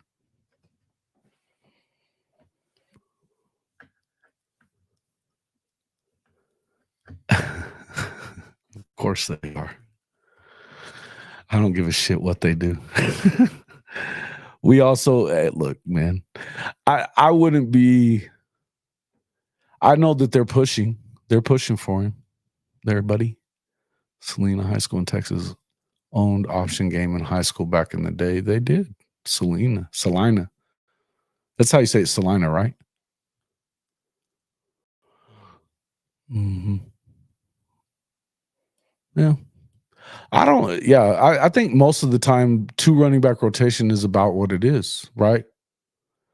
I think like you've seen like Sark, he tries to stick with one. I think he runs a second one in there, but he'd rather have one guy getting the bulk of the carries. It feels like until he runs him out of freaking, runs him out of steam and he gets hurt. Only thing a 22 personnel, Jason, allows you to do is allows you to keep the linebackers from blitzing.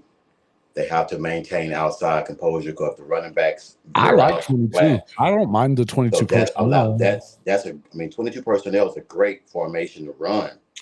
I don't know if it's your base run though, right? I don't think it's base package. Yeah, but when you do that, you're going to need a lot of running backs to run 22 personnel. Mm-hmm. Yeah, I don't hate this idea for a certain game too. Like Duke Silverson was talking about, you do it for a game. He's talking about doing it for the Alabama game. Run it out of 20 and 21 personnel. That's what he would do with Tatum, X-Rob, and Barnes.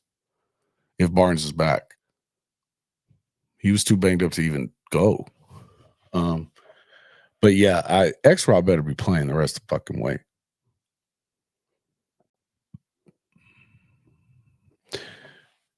I'd prefer Leftwich and DJ at that rate. My man. You're on my wavelength there. On my wavelength there, Zayas. What QB should be QB for Bama and LSU?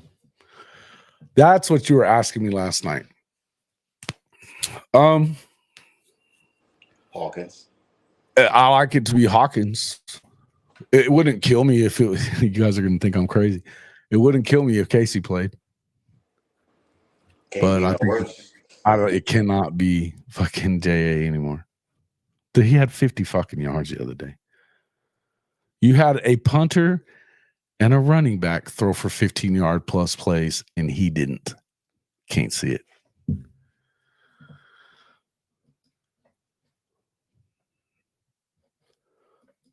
I think he kind of needs to also, Duke. I love what you're talking about, though. I think it's a great idea. Yeah, but he likes to give the bulk of it, is what I'm talking about. Dude, I'm telling you, that's the one that pisses me off out of those guys you're talking about was Wisner. We should have had him. And DeMarco fumbled that one, fucker. And I hate it that you guys have to shard choice as your running backs coach. I don't like it at all, motherfucker.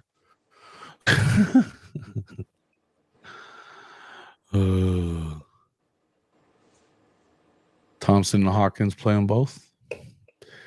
I guess a single game thing for maybe you could get away with it. I don't love the idea, but I don't hate it either. I don't hate it. DeMarco fumbles. Yeah, fuck DeMarco. We're not, like right now.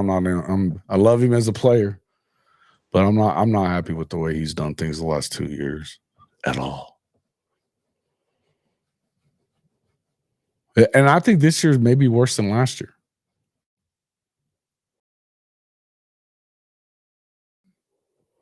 Yeah, I think X-Rod's got to play. I mean, yeah, when you're starting to you're hearing Eichert be louder and louder about about what he doesn't like this and like. I mean, you guys thought I was talking shit about the tight end sweeps, the tight end fucking jet sweep. He went ballistic. Gabe was fucking with me about it. He was like, I don't know where you sit around and decide that's a fucking good idea, and nobody in there fucking told you it ain't. Oh, I was crying. It was great. Fucking love Gabe. Any news on Tarquin? I haven't seen it yet. Let me look. I don't know. I hadn't seen anything about him. Listen, I'll tell you this. I'm okay with letting these young linemen go too, man. I think that this is when you think about what 2 weeks ago, right? The Ole Miss game. And we're talking about how Howland, what did Eichert say? He said, you can't fucking play him if he's gonna step straight back. You can't, he's unplayable. Yeah. 2 weeks later, he graded higher than any lineman. So that Beanbo fixed it. You know what I mean? Now you got to continue doing it, but he's been really good. These are the things right now. It doesn't make a shit if you win or not. I mean, it would be nice to win one, but it really doesn't matter. So it's okay if you let these guys go in and make their mistakes now against SEC talent. I love the idea. Is that right?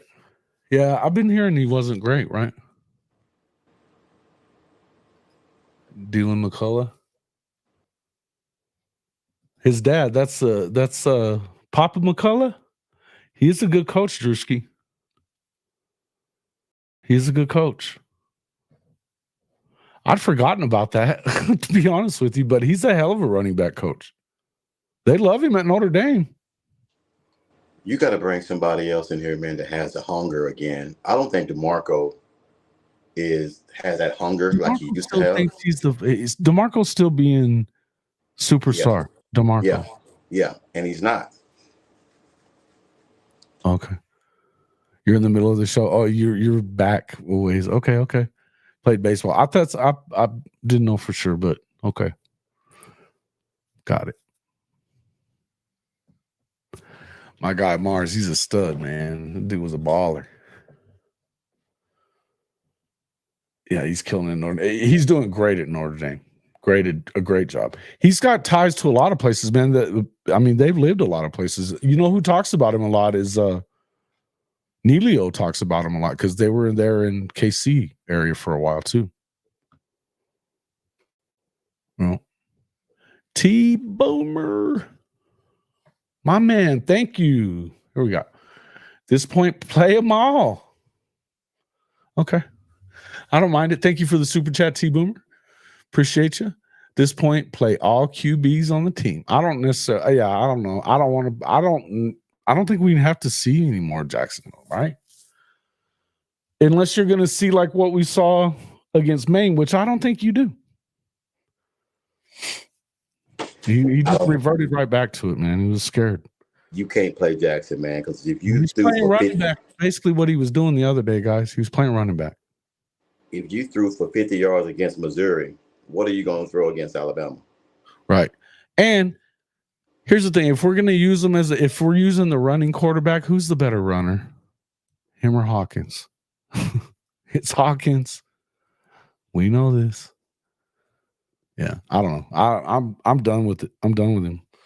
I've had enough of seeing him not go downfield to the fast guys. I don't put it all off on him. I think he was broken, but I don't think it gets fixed here. Not at this point. Do you think McCullough ever wishes he could have stayed at Indiana? Well, he was playing with a brother, and his dad was the coach there. Yeah, I think he would do it immediately, right? He's playing with his older brother, wasn't he? That he should have stayed? No, because his dad left. The reason that he left was because his dad went to Notre Dame, and he wasn't going to get into Notre Dame, I don't guess. Maybe that is what it was. Maybe it wasn't, but or maybe I don't know. I don't know what it is because he was supposed to go to Ohio State to start with. Yeah, Craddock's name has been getting hot. You're right, Mars.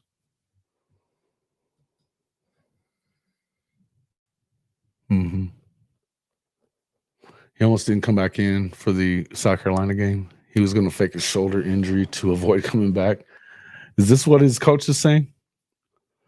See, this is not the kind of shit you want to hear. But this is why I told you guys he was playing. It behooved him to play nicely and to be the good soldier. Right? He was never coming back. Yeah, and he didn't know that. And the reason he was there, I mean, he was going to be at Ohio State, guys. You realize that it was no brainer. He went to Indiana because of his dad and his, I think it was his other brother. So that's all it was about. It's not that he loved Indiana or anything like that. He just wanted to be there. Because he didn't. He was good. He was supposed to go to Ohio State. Good stuff. I like it. Okay. Appreciate it. I appreciate the info. But yeah, we've heard a lot of stuff like this. Like I said, it behooved him to play nicely for a while, right? Just to make it look right. And yes, I agree, Zayas. I think you played Dent in the EPL on the right side. The left side looked really good last week as it was. Why not go with the other guys on the right side? I think it's a good play. And listen, Dent looked really good. And we know, I mean, EPL's a freaking dog. But Dent did not look out of place at tackle when they put him in at all. And that was against Ole Miss. Not Ole Miss. Obviously, it was against Maine. But he's 6'7" and over 320. Yeah. And he's got movement, too. He can move, too. The guy was like, he dominated that Mississippi-Alabama All-Star game. He's a stud, man. The only reason he was only at 3 stars because he stopped going to camps once he decided where he was going. There's Neely. I told you. Here we go. Dasania's little bro played ball at Blue Valley Northwest here in KC when their dad coached for Andy Reid. Widely assumed he was to be a Buckeye. There was no doubt. That's correct. Oh, he said that was a tough conversation. He was on what's that one guy with the pretty boy hair that went to Penn State, tight end guy that has the podcast? Adam Brenneman show. He was on there with him and Stutzman and all them last year, I think. And he was talking a lot about that. That was a tough conversation that he had to call and tell those guys, what's up there, Neilio? Thank you, sir, for the super chat. Good morning, everyone. Good morning, Jason. Good to see you, my man. Yeah.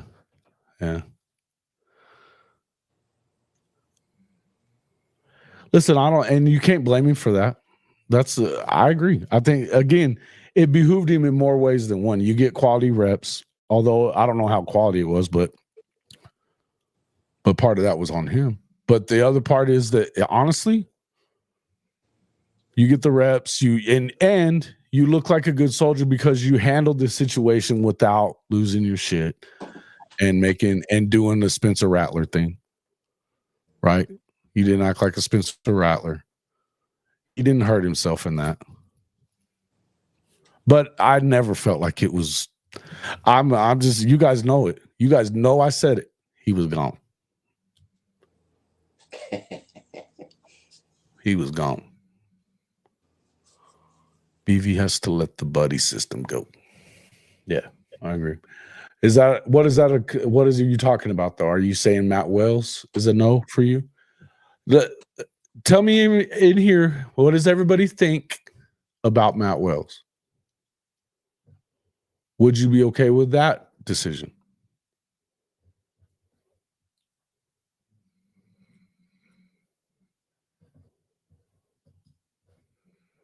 Nulio, you should be glad you missed who I threw out for OU's new OC. What, Graham Harrell? Yeah, I think that was Benji that did that, right? Or was it Steven G? One of you fuckers did it. The Graham Harrell one? I think it was Steven. I think. Was it Steven G on that? Now I have to go back up here and look. Because I'm not in.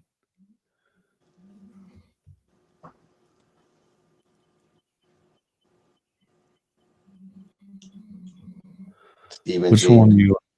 It was Steven G? No, I was. Yeah, you did. You threw out Wells. No, he threw out Wells. That's right. Steven G had a question. I was just getting ready to answer that question. Go ahead. Any chance Don Williams comes back next year? No, that's T-Boomer. But yes, I think there is. No, go down a little bit more or go up one. Steven G had a question right above T-Boomer. Oh. Hold up. Oh, yeah. Can I ask what broke JA the most? Seth, the O-liner, getting destroyed all camp by the still very great defense. Neither. You tell us, Mr. OU fan, Mr. OU campus guy. I think it was Arizona last year. Well, I think that he definitely let things creep into his head from after Arizona because everybody was talking about how he was a pick machine and blah blah blah blah blah. But I think he was definitely, because anytime somebody says they stay off of social media, they're lying to you. Because he just talked about it too much. I was like, yeah, he's still paying attention to fucking social media. You got to stop doing that. So, yeah, I don't know. I don't think it was just that. I think it was other stuff. I think it was the fact that they were not getting developed at all. I mean, come on.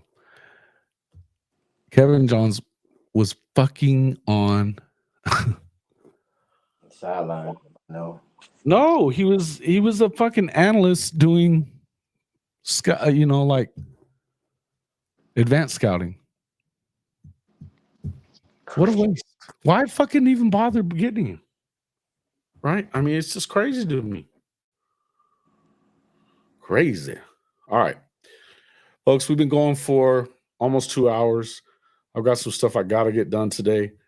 Drop it in there. What do you think about? Would you think Wells would be good. Mars Gems, is that a no for Wells? Is that Stephen G? Who's asking about Colin Klein? Neilio Colin Klein. I wouldn't hate Colin Klein necessarily. I don't think he's going anywhere though. Is he? No way. I don't think he.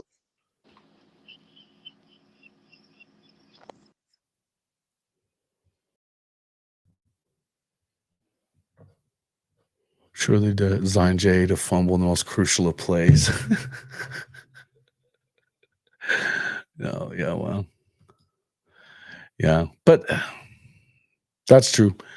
Well, and that's a fact. But the problem, come on, man, that if that's really like if that's something that he's saying out loud, though, Duke, that he wasn't running what he was comfortable with, man. You know what? What kind of fucking are you really a 5-star if you can't get comfortable with whatever? Figure it out. Now, to be fair, Seth needs that's the job of the coordinator is to do what's best for your player. What does he do best? Let's do that. Exactly.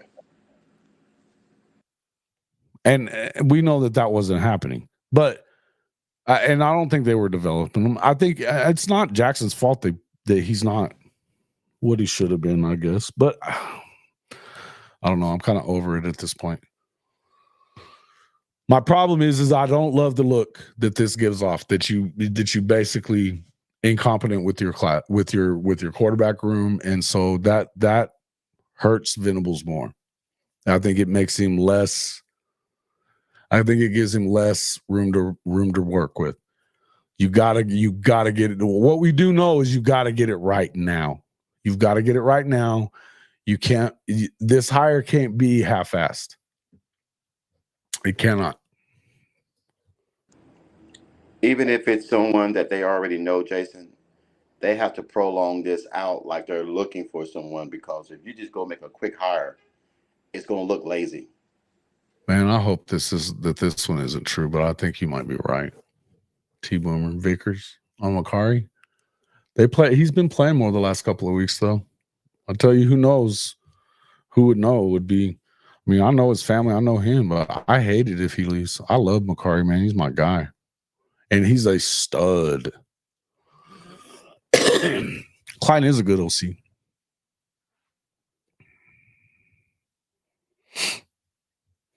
You think he's going to get one in 1 year? I don't know. It kind of depends on what they finish, how they finish. Yeah, I don't know. Where'd you hear that from there, T-Boomer?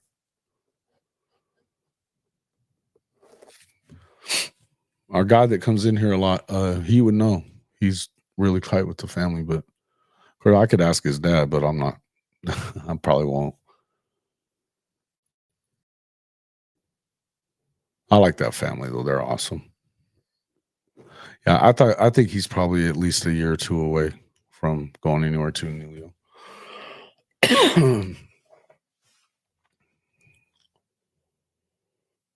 Yeah.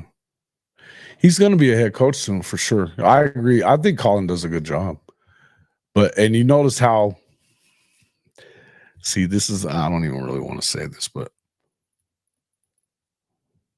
my thing is like with Elko, he's been the head coach the same amount of time as Brent Venables has. Now, this is his second head coaching job.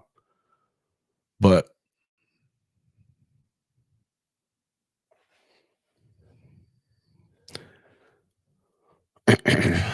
you gotta quit doing that, Zofix. It wouldn't make me feel any type of way. It would not hurt the offense, I don't believe. So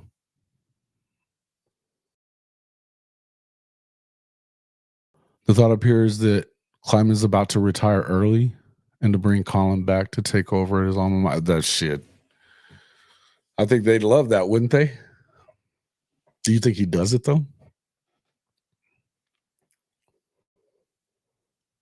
Yeah, it wouldn't bother me, Zofix. I don't hate the idea. I don't love the Mullen hire, but I don't hate it. I think that you would be okay offensively right away. Is it a long term? No, But I don't think anything is the long term necessarily. And I don't really have a problem with that either. The people that are worried about you only get them for a couple of years or a year, if they're successful, then you have restored it as a successful offensive place as well. And you get another one, and then another one, and then another one. I don't think you can worry about that. Yeah. The rumblings have been there. And I've heard that too, but it wasn't a definite yet. I think it kind of, I don't know. They didn't play him a lot this year, but he has played more the last few weeks. So I know they love Oklahoma. They do. And they love the staff even. I don't think he's mad. I think he wants to play. I think that's what it comes down to with them. Knowing his family, they don't hate Oklahoma. I think that they want to play. Sure. Coach, you want to comment on this one? What's that, Jason? Oh, and Neilio says you never really know about the client thing. Things would have to line up. Great way to do so. But everyone up here has an affinity. Yeah, I agree with that one. But no, the other one is the one I was going to ask you about was this one. Zolfik says the reason I like Mullins because he understands the SEC and what's needed to succeed. I think head coach and coordinators are the recruiters, and he wouldn't need to. Yeah, he doesn't love to recruit, so that's the only issue I have. But I don't think that you have to recruit a whole lot. I think if the brand recruits for you and your offense recruits for you, it's not like he was dying on recruits.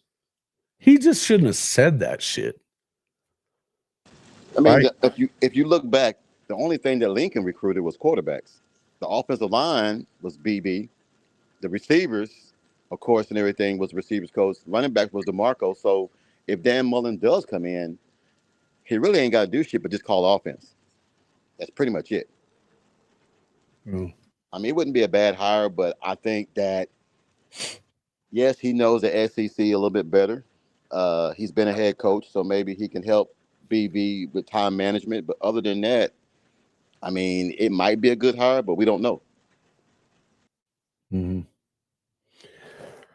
Yeah. I don't think it would hurt anything to have a guy that's been a head coach, a successful head coach at that. They won at Mississippi State, and nobody else does that really. He won more than even like Leach was winning. You know, shit, Dak Prescott wouldn't be an NFL quarterback if it wasn't for him. No way. No, he wouldn't be in the NFL at all. A lot of people don't think that he is either. He is anyway, but I don't tend to agree with that. But I know he does make mistakes, though. I worded the way to spike everyone's blood pressure. Yeah, I knew you were doing it. You're not catching me, bruh. Yes, we've brought up Brennan Marion once. He was on my graphic. We'll go back through the graphic, and then I'll get out of here. All right.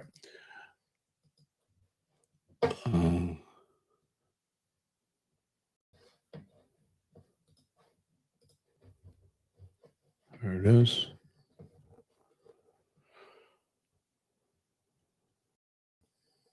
He's got to go for I think the main thing you got to do is try to hit a home run. Again, Will Stein is the guy. You got to make him say no. You got to make him block your phone number if you're Brent. That's how I feel. Urban, you're right. Can't live with the fumbles. They got to knock that shit off. Will Stein is the guy. He had basically the best offense in the country a year ago.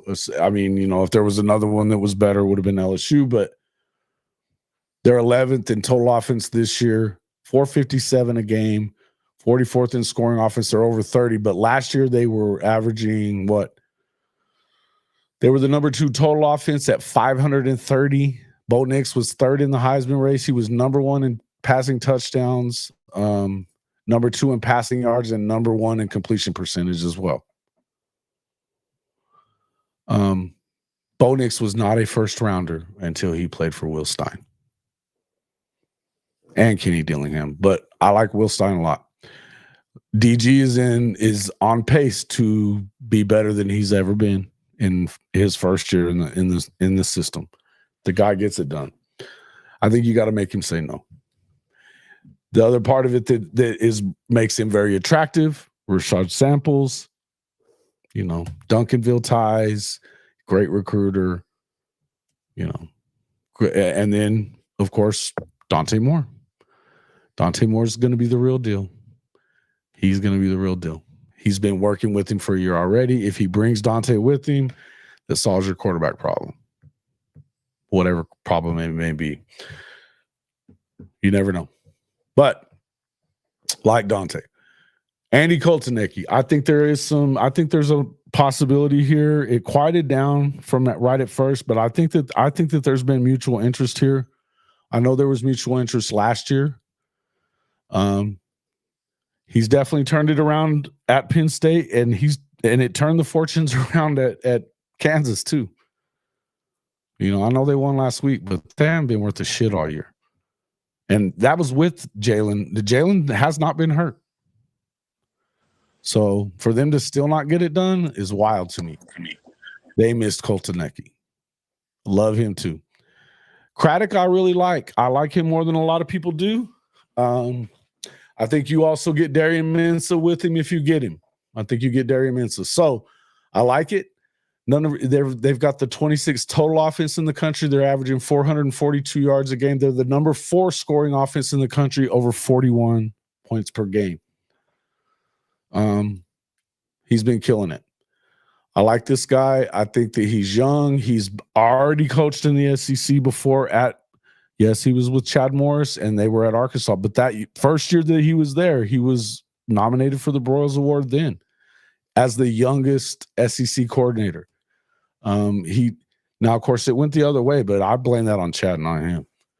I like Craddock. I think he's a good move. If I had my favorite thing in the world to do would be to do this. Find a way to get Kenny. If you're not going to get, the more I talk myself into this, the more I love it. If you're not going to get Will Stein, this is the guy you throw everything at. Yes, there's an opportunity for him to get a head coaching job. He'll get a better one if he becomes OC at Oklahoma for a few years and they kill it. I like it. I like this idea, and I think he is unbelievable. His first year at UIW, they averaged 51 points and almost 600 yards a game, guys. This is a home run. This is a fucking home run if you can do it. And you'll probably get Mac Leftwich with him. I like the guy. Hey, Jason. Yes. Out of all those names you mentioned, anyone's a better upgrade than what we got right now. Facts. Anybody. I agree. My favorite is my favorite though for sure would be either I'm more on Stein and the idea of Kenny than I am even of any of the rest of them. I like Brennan Marion a lot, guys. I like Brennan Marion a lot. I think his offense is really fucking cool. If they put numbers up, I can tell you, lived in Vegas for about 13 years. They ain't never worth the shit. And they are killing it in this offense. Part of it is their head coach. They got a good coach too, but he's a good coach. This kid, he can coach them up. They had 6 games first year at UNLV, 6 games of 40 points in the season, 4 in a row. I bet you they didn't have 6 40-point games in 6 years before that. I'll bet you. I bet that's a fact. I don't know. My issue with this one, who else knows the go-go? So continuity-wise, if he does leave, because I don't really care about coaches coming and going. I see that happening. That's kind of it. Success breeds that. It's going to happen. But it's hard because, that's his offense. Does he have disciples? I don't know. You know what I mean? I think it is a bit gimmicky too. But it is one thing you can't argue with is it gets results, though. And it's not results from just passing. It's both. They're balanced, man. They're super. In fact, they can go ultra non-throwing the ball if you don't have a guy that's throwing it well, and they move the football. I think that right away, an upside to it, the possibility of it is even if and I'm kind of with you on I don't love gimmick offenses. I'm not a fan of like Gus Malzahn and his shit. But I'll say this: until the first couple of years in the SEC would be a motherfucker for everybody else. They wouldn't know what to do with it. Barry Odom, he is legit. Yeah. He is legit. Dak Prescott said he's not a good quarterback coach. Who are we talking about? Oh, he said that about who? About Dak Prescott loves on him all the time. What are you talking about? Okay, Duke, I understand what you're saying. I'm going to ask you this again, though. It's hard to do that unless you've got a lot of, we're getting there in the trenches. We're not there yet where you've got that many maulers where you can be a pro style run over your ass offense all the time. I just don't know that you can. I don't see it. And not quickly anyway. Mythological and physical. Yeah, okay. Mythological as in Hercules. I love that shit. That's a fucking great way to put it. I like that shit, Duke. Yeah. Make up something. That's some funny shit. Mythological and physical. I like it. And I like the idea of them being physical. I just don't know that I don't think that you can get there right away. He's got to win 8 games. I don't know that you do that. Just being a physical run the ball team. You got to put up points, and I don't know. Oh, methodically is what you're saying. Oh, I thought you were really trying to say mythological. I was giving you props for it. I was like, you were talking about like Zeus and shit. I was thinking, I'm like, wait a minute. Fucking, oh man, that was good.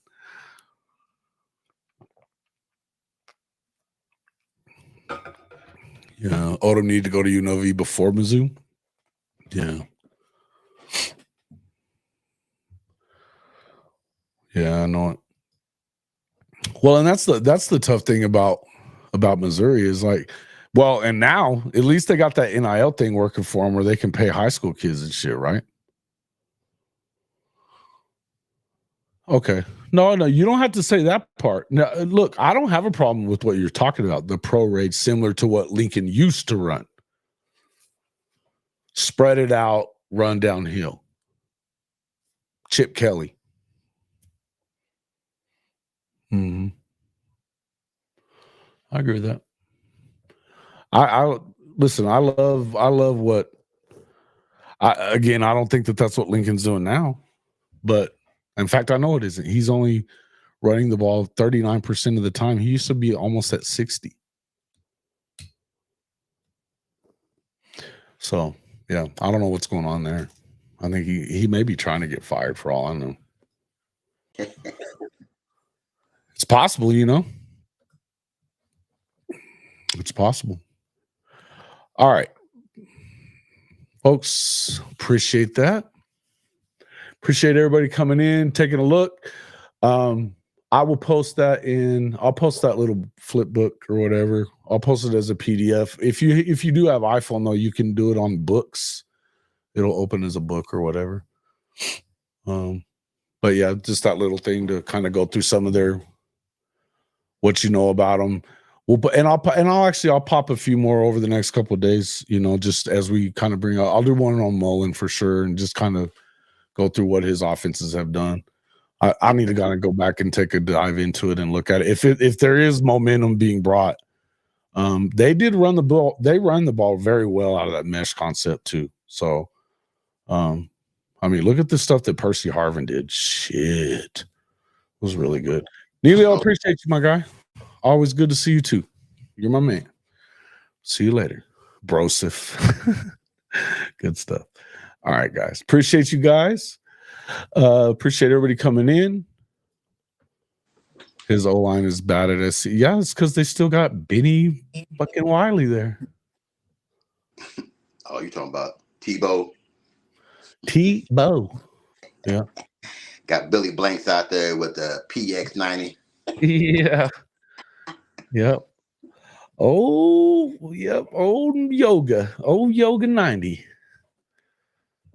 Benny Yoga. Okay. All right, guys. Appreciate everybody coming in. Coach, we appreciate you, man. You got anything coming up that we need to know about, that they need to be on your channel? You guys got to get over and check out Coach Rick's. Become a subscriber if you haven't. We got to get my guy to 500. He just got to 100 recently, but we need to get him to 5. We got to get in there. We getting there. Not here recently, man. I'm going to take a break.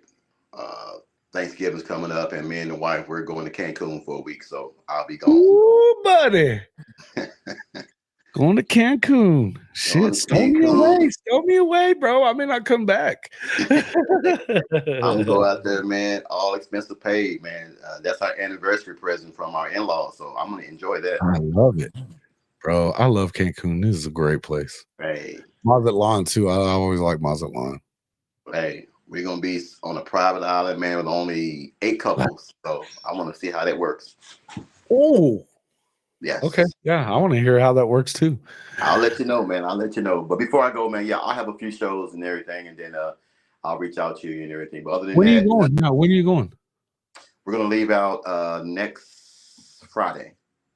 Next Friday. Okay. Yeah. Oh shit. So you won't be on for the after Bama show then? Okay.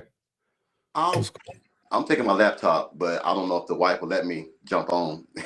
Don't do that shit. Hell no, you ain't getting me in trouble with her. No, thank you. No, man. She loves you, man. She loves you. She don't like the other ones, but she loves you and everything, man. No, you good. All right then. Well, we ain't doing all that. You ain't gonna give her a reason not to. So yeah, enjoy your time out there. That's all good. Nowadays you can watch them from there. But yeah, no, man, enjoy your time out there. It'll be fun. But we'll talk before then.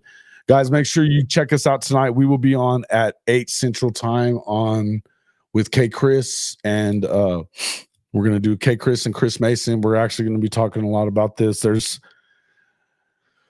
Mason and K. Chris kind of came up with something that they're looking at. I got to look through it, and we'll see what it looks like. But it should be entertaining.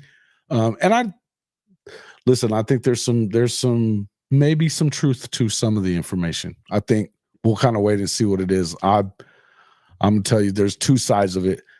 I'm gonna be on one side of it, but it is what it is. It'll be a fun show. We always do have fun with K. Chris and Chris Mason. Those guys are good dudes too. So make sure you check us out. It'll be on the Horns Down podcast. We'll be streaming it to my channel as well. Catch us both places, but you make sure you get over there and hit the like on both of them. Get over there and check out Coach Rick's. Make sure that you get in there and check out Legend. Has been killing it too. He's been putting out a lot of content lately. Make sure you get over there and check out the Legend. Hey, Jason, to answer Richard's question, yes, I am picking South Carolina over Missouri. Okay. Yes. South Carolina over Missouri? Oh. Yeah, me too. Fuck Mizzou.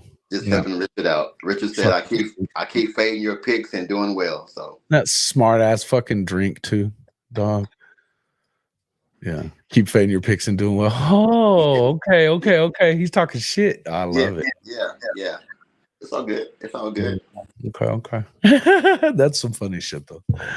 All right, Kenny Nichols, you guys are not doing your homework when it comes to these coaches. Whoa. Yes, we are. What does that mean? What are we not doing? Because we're not with you on Bieniemy. Come on, bro. I don't hate that. I don't hate it. I just don't know that he's the guy, and I don't think that BV can afford to have a miss. So I don't know. But I'm doing my homework. I just showed you all the homework that I'm doing. Tell me I'm wrong on some of them. Shit. Ask Kenneth who do he want to be who do he want? He wants Bieniemy. This is the Bieniemy guy. Kenneth can't get Bieniemy. I don't think he can either. I don't know that he would be bad. I don't think that he's bad necessarily. I just don't think that we know that he's good. So, he was calling plays. You could believe in it, but he never did. Never. And the year that he was there at Washington, it just got them fired. So I don't know. I don't like it. He should have stayed in KC. He was getting more love. He was getting more love. That is as far as my shit talking goes. Yeah, I know. You're just busting chops, dude. We're good.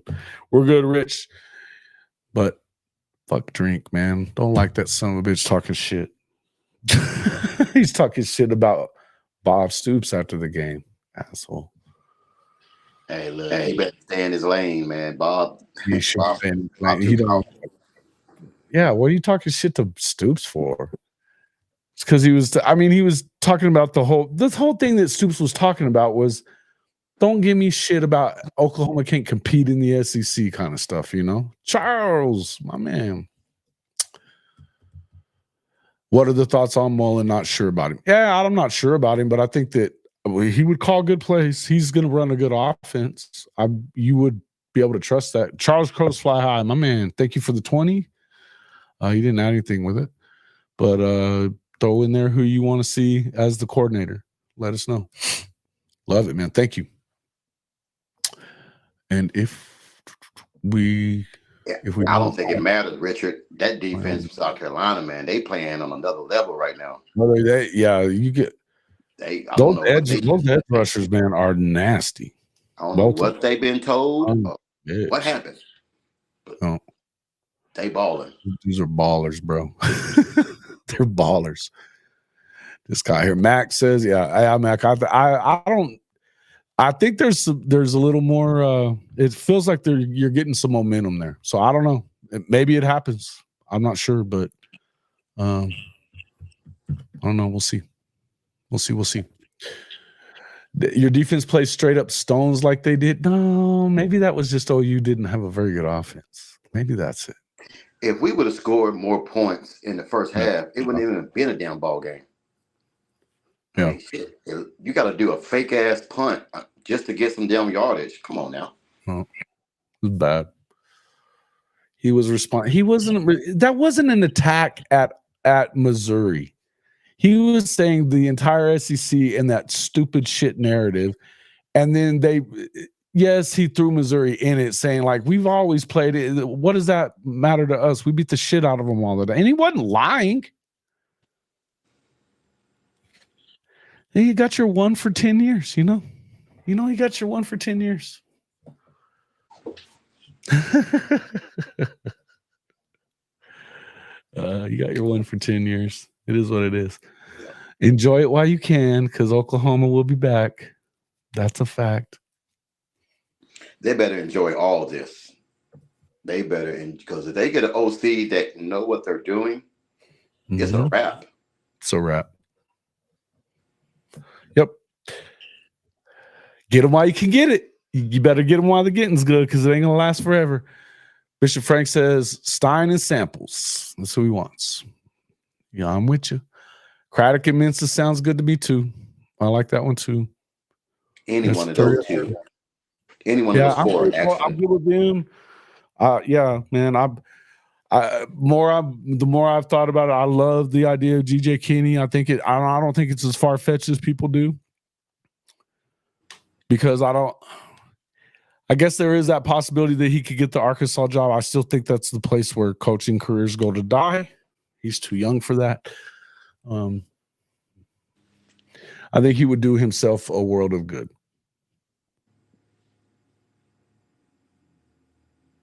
Post bowl game interview of Mullen when he played OU. Where he's making excuses. Yeah, I remember that. It is what it is. I still think he knows how to call a pretty good offense. So that's the concern at the moment. Does he mesh with Venables? My guess is probably not. I don't really think that that's going to happen. Apparently, there is some kind of momentum building there. I've heard anyway. But I would say this. If Venables made that decision, they probably meshed okay in the conversations that they had. Right? We'll see. If we would have went to yeah, all you had to do was this is the reason that I don't want to see Jackson anymore. All he had to do was fucking fall on the ball, That's it. punt and go. You know, That's it. But he is a good coach. I think he's a good coach too. I don't think. Listen, they won a lot of damn football games at Utah, and they won a shit ton of football games when he was the coordinator with Urban. They were better offensively than they were at any time with at Ohio State. I don't think he ever went to Ohio State. They were better. And they were pretty good at Ohio State too, but not like they were with Mullen. He's the guy out of when it comes from that Urban tree, he's been the best one. The only one really that was a head coach, right? That was very good. Or I guess Charlie Strong, yeah, he didn't make it after that. No, he didn't. The head coach experience, I think, helps too, right? It definitely helps. I mean, if you go from a head coaching job back to an OC, it couldn't hurt necessarily. I think that he would be helpful as far as maybe helping be if they can click and he's not a, don't be bossy and talking shit, know your place, stay in your lane, but be a mentor there for him. I think it would work okay. But I love the idea of Craddock as well. I think that he's a good fit. I do. Yeah.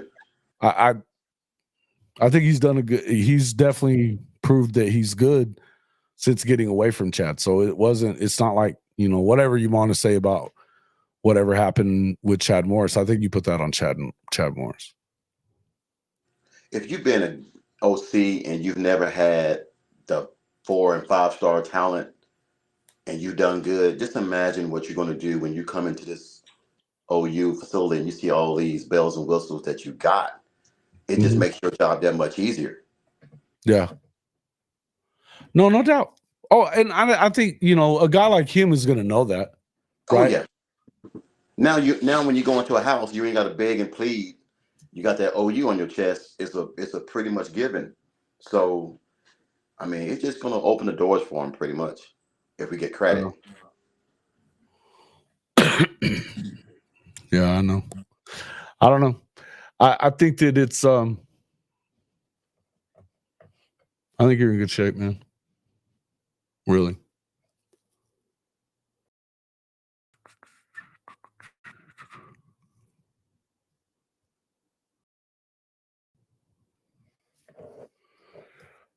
But I do think, I mean, I told you guys who I want the most, but I feel like they're gonna get somebody that's gonna work out. But I just, to me, I feel like you got to go for the home run hire, and the home run hire. I don't care what anybody said. The home run hire is Stein, because chances are you get a quarterback and samples and lots of more players, right? So that's my feeling on it anyways.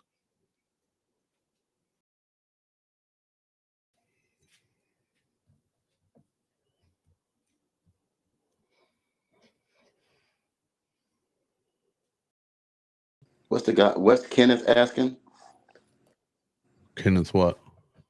Question Kenneth was asking. Where is it? Oh, Nichols, if you guys do your homework, name the running back from Steel that we're recruiting. I know it on the top of my. Is that Jonathan Hatton? I'm not sure which one that one is. I'm not the recruiting guy, first of all. I think it's Jonathan Hatton. I know some of them. Is it Patton? Is it?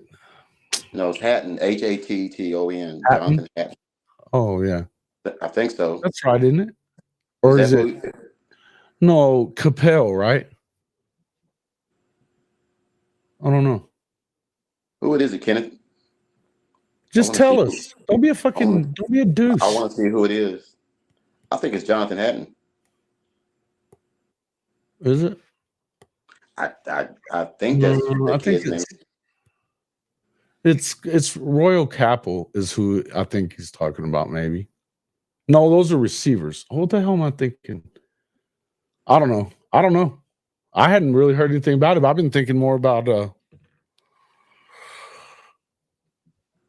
I think it's. I mean, just dude lately. to go Aside back. from, I'm thinking about Tory Blaylock is the guy that I've been worried about. So, but I mean, whatever. I think it's Jonathan Hatton and everything. Is that Hatton? Yeah, that's what I'm thinking. I'll go look it up, man. I hadn't looked, but I can go look. Let's go see who it is. Yep. Hatton. Yeah, you're right. Boom. I ain't lost my touch. He's a stud. He is a stud too. I remember seeing him a little bit from him. But I'm not jaying them. I don't do all that. I mean, I look at. They're talking about that he may flip to A&M yeah. and all that kind of stuff. Yeah. He's the one that you have to be worried about. Yeah. If DeMarco's gone, oh, okay. Yeah, because I still would tell you that they're still and again, if I'm getting this wrong, and I need to ask Big Trap next time I hear him, but it seems to me like he was talking about on one of his videos that Blaylock's dad was like, "Nah, we're going there either way."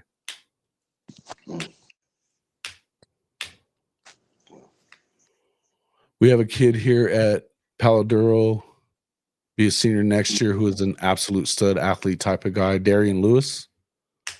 Okay. Good. You man, look, you can get pretty much anybody they want, Jason. It's just who wants to come right now with the offense the way it is. So we just have to wait and see who's going to be the OC. To be honest, as long as the OC change goes through, I think that you don't care about what they did this year. Yeah. Because it means that you look at it as I get a chance to play right now. That's it. And as far as the flipping of the offensive line guys, I don't buy that one. But Susie, man, look, if he was going to go somewhere, he would have been gone. He would have been gone. Mm-hmm. So if Fasusi, I mean, they want to play for Bill Bedenbaugh, period. And I've already heard Foje say he's locked in. I've heard it, and I've actually heard the same from Fasusi at some point. Yeah. That's ridiculous. Sure. I don't agree with you. The Big Ten is not better than the SEC. It's a step up. You ain't lying. Come on, man. You don't have to freeze your ass. You're back around. You're still recruiting your guys in Texas, which is where he's from. I don't agree with you. I think you damn sure, and maybe he doesn't leave. Maybe, but here's the thing. There's no big head coaching jobs coming up. Nope. There's no big head coaching jobs coming open. So I don't agree. But I think that no matter what, you got to make him tell you no to the point that he blocks your phone number. You need to be – BV needs to sell the job. He's got to sell it. This has got to be his best sales job. So it is what it is. Do you think, Jason, and this is just – I don't think you have to get him fast, though. I think you have to secure him fast, yeah, so that you can hold on to your class and do that kind of stuff. He can continue coaching until they're done. I don't believe that bullshit that he has to be in Norman in December. Why? You're not doing shit. That's what I was getting ready to ask you. Do you think they already have somebody that they want right now? They're just waiting. Yeah. I mean, I think they have somebody, and I'm pretty sure they've contacted. I don't think you have to. Yeah. Because it's not like that's not like tampering with players. That's a different thing. You can contact. No, you're gonna. Hey, look, Dan Lanning was doing that during the year that when he got the job, he was recruiting for Oregon throughout the playoffs. Hey, you do what you do.